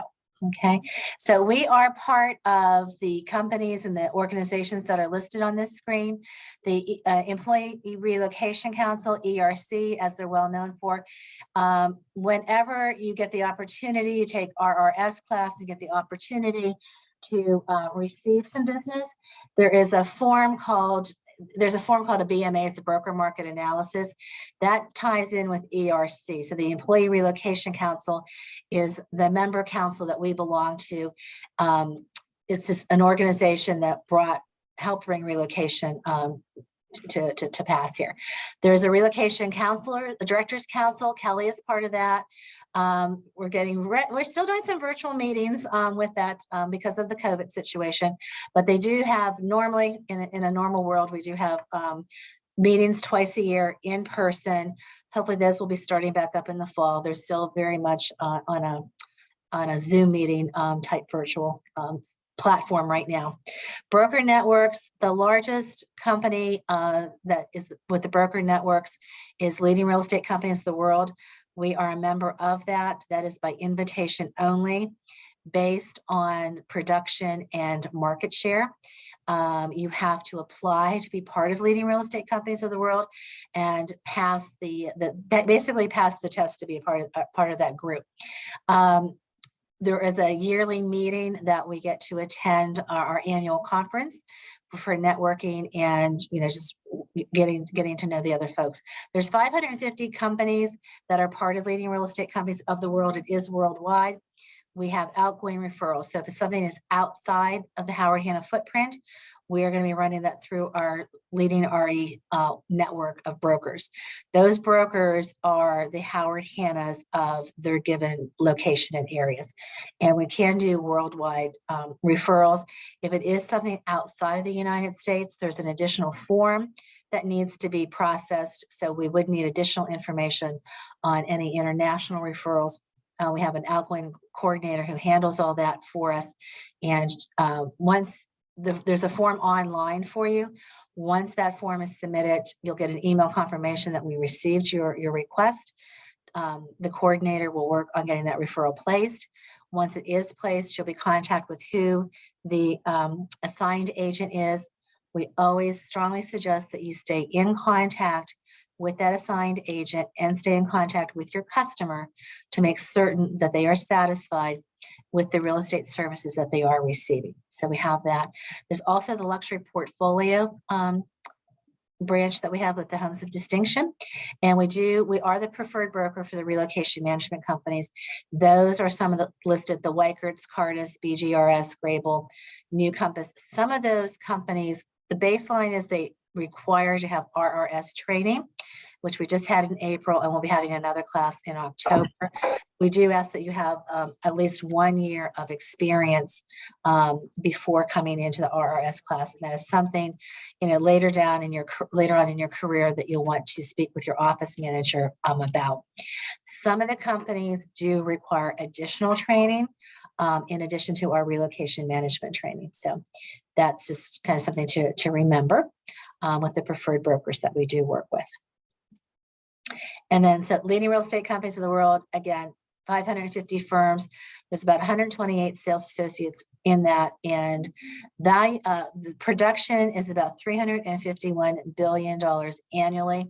That is numbers based off of 2021, because we'll get the new numbers early January 2023 for this year. But right now, that is the annual production that is done. And again, as I said earlier, it's by invitation only, and it is the #1 brokers in their areas that are allowed to be a part of that network once approval has been taken place.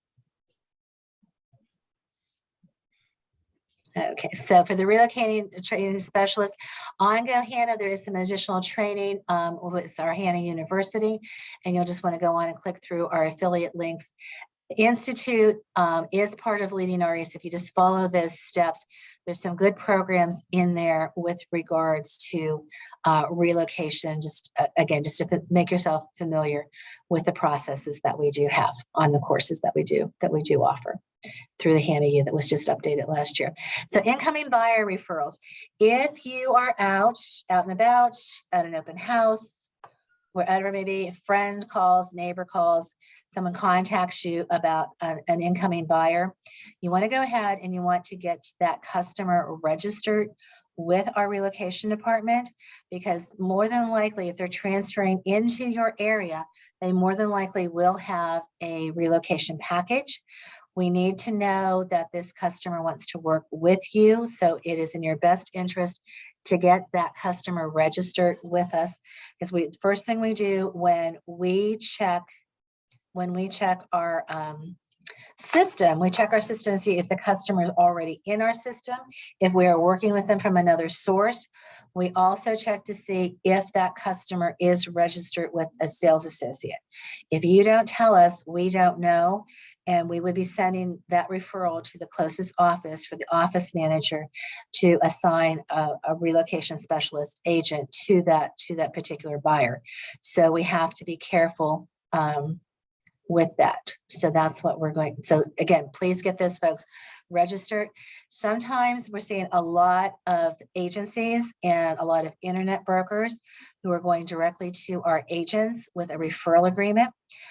You are not allowed to sign those. You want to get those referral agreements either sent directly to me at kbeers@howardhanna.com, or you want to get that to your office manager. The letter, not K-A-Y. So it was K what? K, the letter K, beers, like multiple libation. howardhanna.com.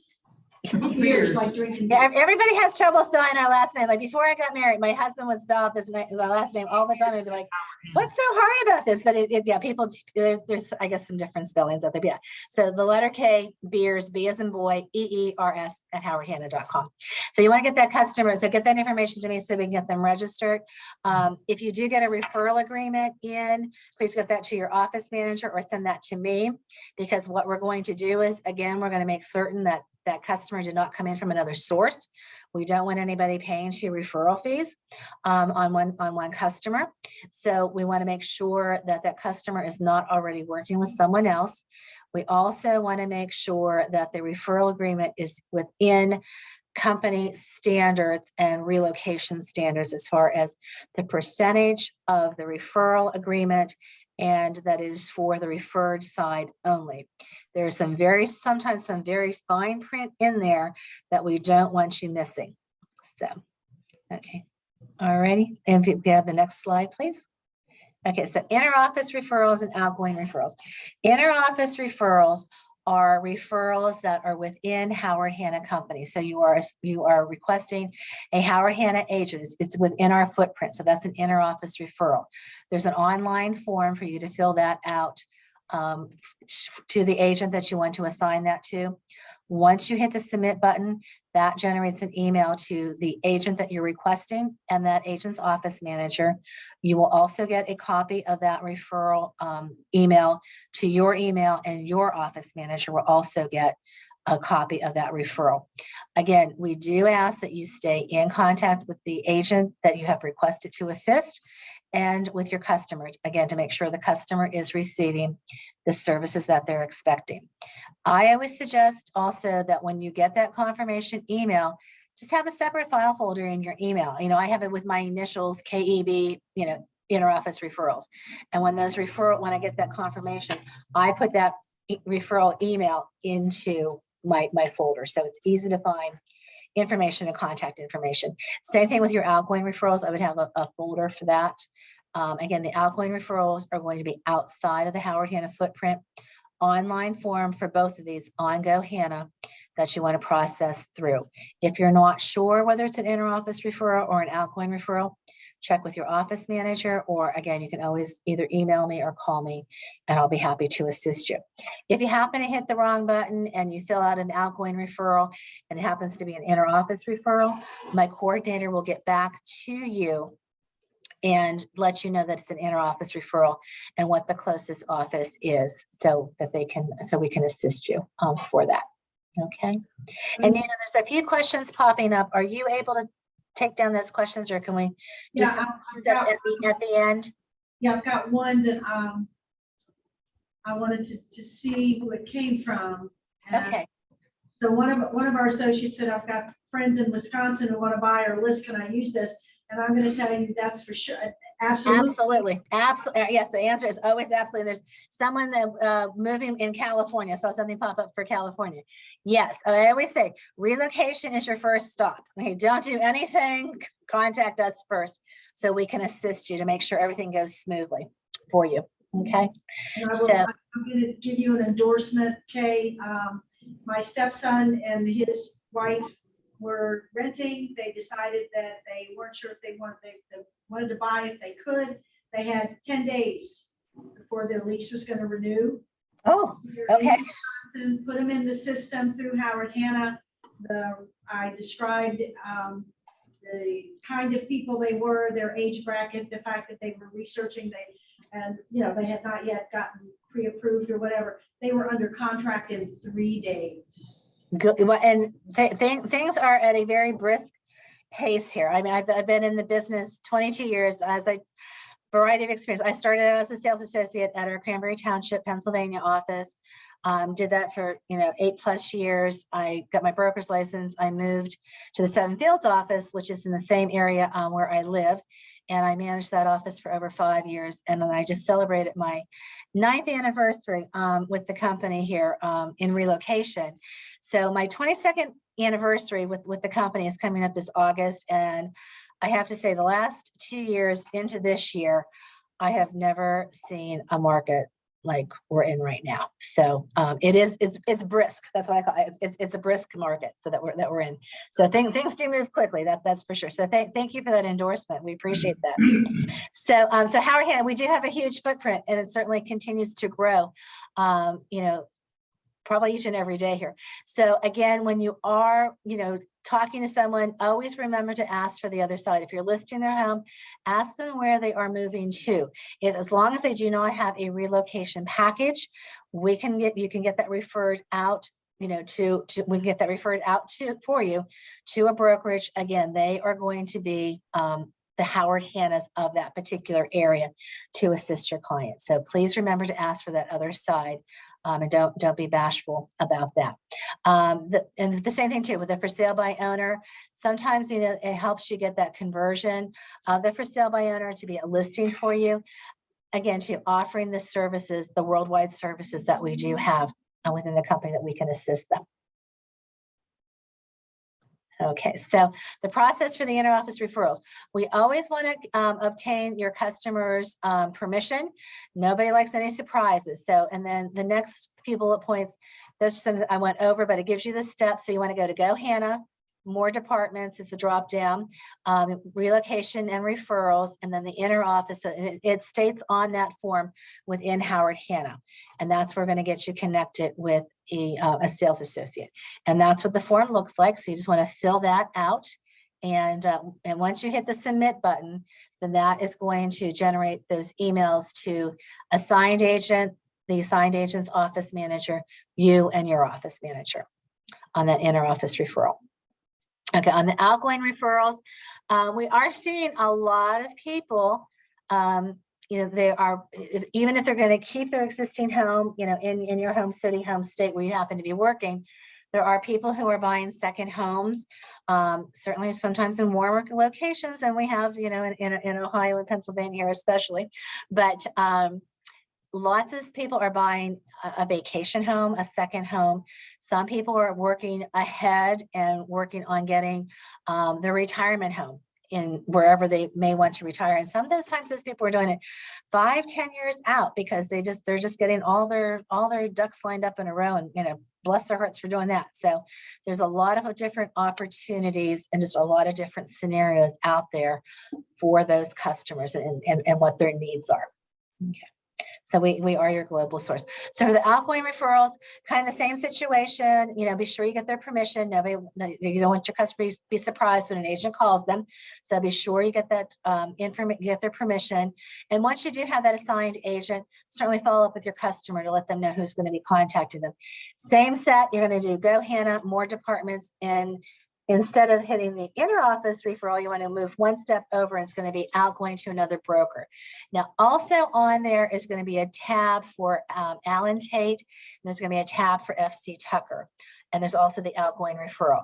If you're not sure if it's an Allen Tate or an FC Tucker referral outgoing, just put it on the outgoing referral form. And again, the coordinator will be able to get that worked out for you and just get everything placed properly. So if you're not sure, but it's outside the Howard Hanna footprint, just use the regular outgoing referral form. Just use that link and fill out everything to the best of your ability. Any comments, as I said, any comments that you can give us that we can share with the assigning brokerage to help get the right fit and the right agent is really, really helpful. And if they're going to a larger city, if you have a specific neighborhood or area that they're interested in, that's also very helpful, because I know, so I'm in Pittsburgh, and San Diego's not in the Howard Hanna footprint. That would be an outgoing referral for that question from Donna. What you want to do is, again, get those customers, assigned with those outgoing referrals, and stay in contact with them. On the comment section, so in Pittsburgh, we have, 35 offices in the greater Pittsburgh area, and people will contact and say, my customer wants to be in Pittsburgh. Okay, what kind of suburb, are they looking for? And when we get that information, so it happens here in our areas. So you can imagine if you're going to, LA County in California, or, even, Dallas, Texas area, just, some of the bigger cities. If you can get the more information you can get and put in that comment section, it'll help us get the referral placed quicker and with the proper agent. So it's really important if you can get that additional information. It's very helpful. And it saves some phone calls and saves some emails back and forth, so we can get it done quicker for you. Okay, so this is what the outgoing referral form looks like. So you just go ahead and just fill out all the requirements and hit the submit button.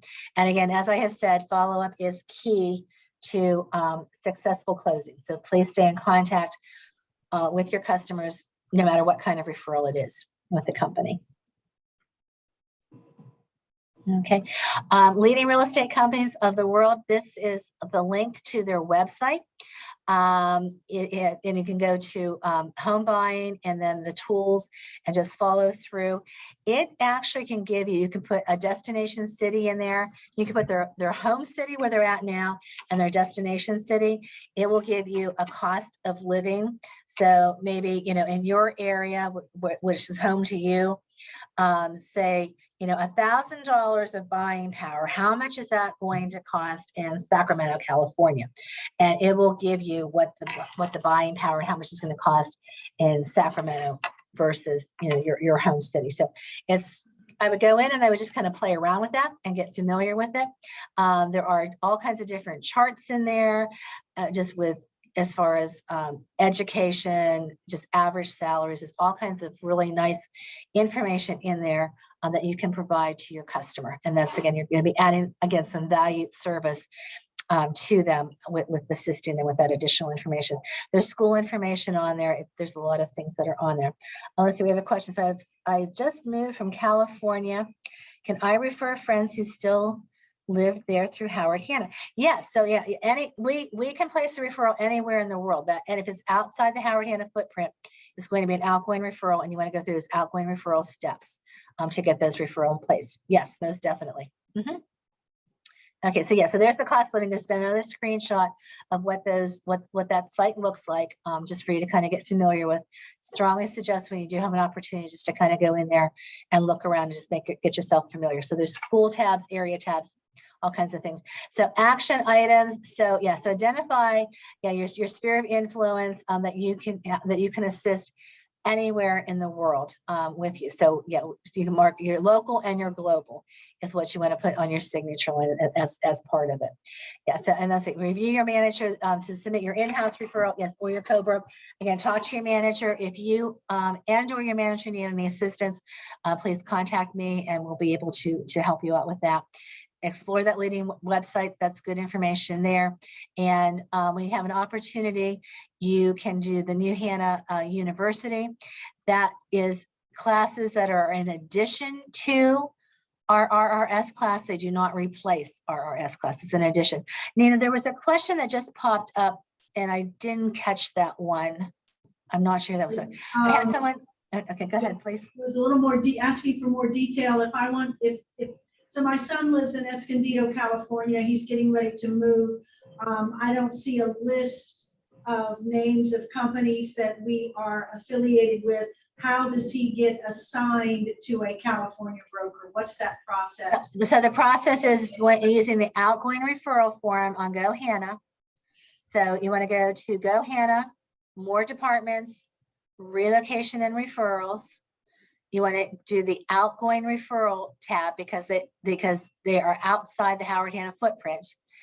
Fill that form out. Any comments that you can give us to help us assist, where they're either going to be listing a home or buying a home, that information.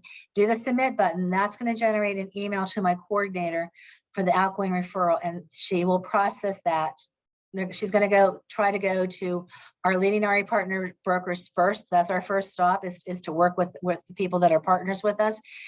Sometimes you get into a more rural area that there is not leading RE service. There are times where we have to do a non-network broker, but there is paperwork and forms and we need signatures on certain things. So it's really important to use that form. We need a paper trail. We're all in real estate and we need a paper trail for all of our transactions. Okay, so let me see, I have an appointment to run. Okay, all right, well, thank you, Jennifer, for your kind comments. Okay, is there anything else out there on the questions that I might have missed? I think what we need to really reiterate is once that lead is assigned, you are communicated who it went to and you get the other agent's information as well. So you, Kay said, be active in the background, be connecting and following up. So it's not going to go in some random relocation dark space and you'll never see it again. You'll know who it is. So I think that's So Kay, any other questions for Kay? What's the fee? Okay, we have one. Okay, Talk loud, somebody Go jump ahead. in. So let's say I have a buyer in New York and I'm helping research properties and then, you know, I can't do any transactions for them. So would I use the process for inter-office referrals to help them find an agent to help them up there? well, it's gonna depend where it is in New York. I mean, we could, most likely, we could probably, have it be an inter-office referral between the Howard Hanna companies that are in New York State. And also remember, Howard Hanna Rand Realty is also, in New Jersey and up into, New York Bronx area. So chances are strong that we would have a Howard Hanna agent in New York State to assist you, but we don't have coverage certainly in the entire state. So most likely it could very strongly be an inter-office referral. If it's not, then that would be an outgoing referral. It's just going to depend on the location of where either the listing is or where the customer wishes to move to. So, but again, if you have any questions about it, whether it's going to be an inter-office or outgoing referral, certainly contact us and we can certainly, work on getting that answer for you. I got another one here. I got one more. Go ahead. I just wanted to know what is the referral fee that we receive? Okay, well, okay, so there's a calculation. All outgoing referrals are placed at a 30% referral fee off the top of the referred side. Per our contract with leading real estate companies of the world, a portion of that referral fee goes to leading RE. It's part of the contract. And then the calculation is done. If you have a specific question, when you're doing that, certainly give me a call. I can help you with the calculation and kind of give you a ballpark idea. But all outgoing referrals are placed at a 30% referral fee. There is a 20% referral fee that goes to leading RE off of what we receive. Because people say, oh, we're only getting 10%. No. The 30% referral fee off the top of the referred side becomes 100% of the money that we have to work with. So that check that's received, that basically, almost cash, that check that we receive, 20% is off the top. Company participates in that fee to leading RE because it's off the top before any other calculations are done. So if you have a specific question, certainly please call me and I can review that with you. Okay. Okay. Thank you. All right. Yeah. Any other questions? And I just want to do a reminder to everybody that tomorrow from 1 to 2:30, there's a live webinar, a MarTech webinar. You register for it just like you do all of your other Fast Start sessions under workshops. And this one is going to be on Facebook for real estate and social media marketing collaterals. So that would be worthwhile for you to go and check it out. I would see if your branch managers have organized a watch party in your office first. See if you can go there so you'll interact with the people and bring your devices, bring your laptop, bring your tablet. Laptop will give you a better view of everything. But if you've got a tablet, phones are going to be a little tight. So. And it will be recorded as well. And it's recorded. Everything we do here is recorded. So. It's still recorded. Recording. Okay. All right. Anything else? Oh, okay. I got a question there. I'll get back to that. Okay. I think we are good to go. Guys, thank you so much for your time, Yes. energy, your patience, and your attention. It was a great day. I think. It was. All right. Wonderful. Thank you so much, everyone, for attending. We appreciate it. Thank you, everybody. Have a good night. Thank you. Guys. Have a good day, everybody. Good evening. Thank you. Thank you.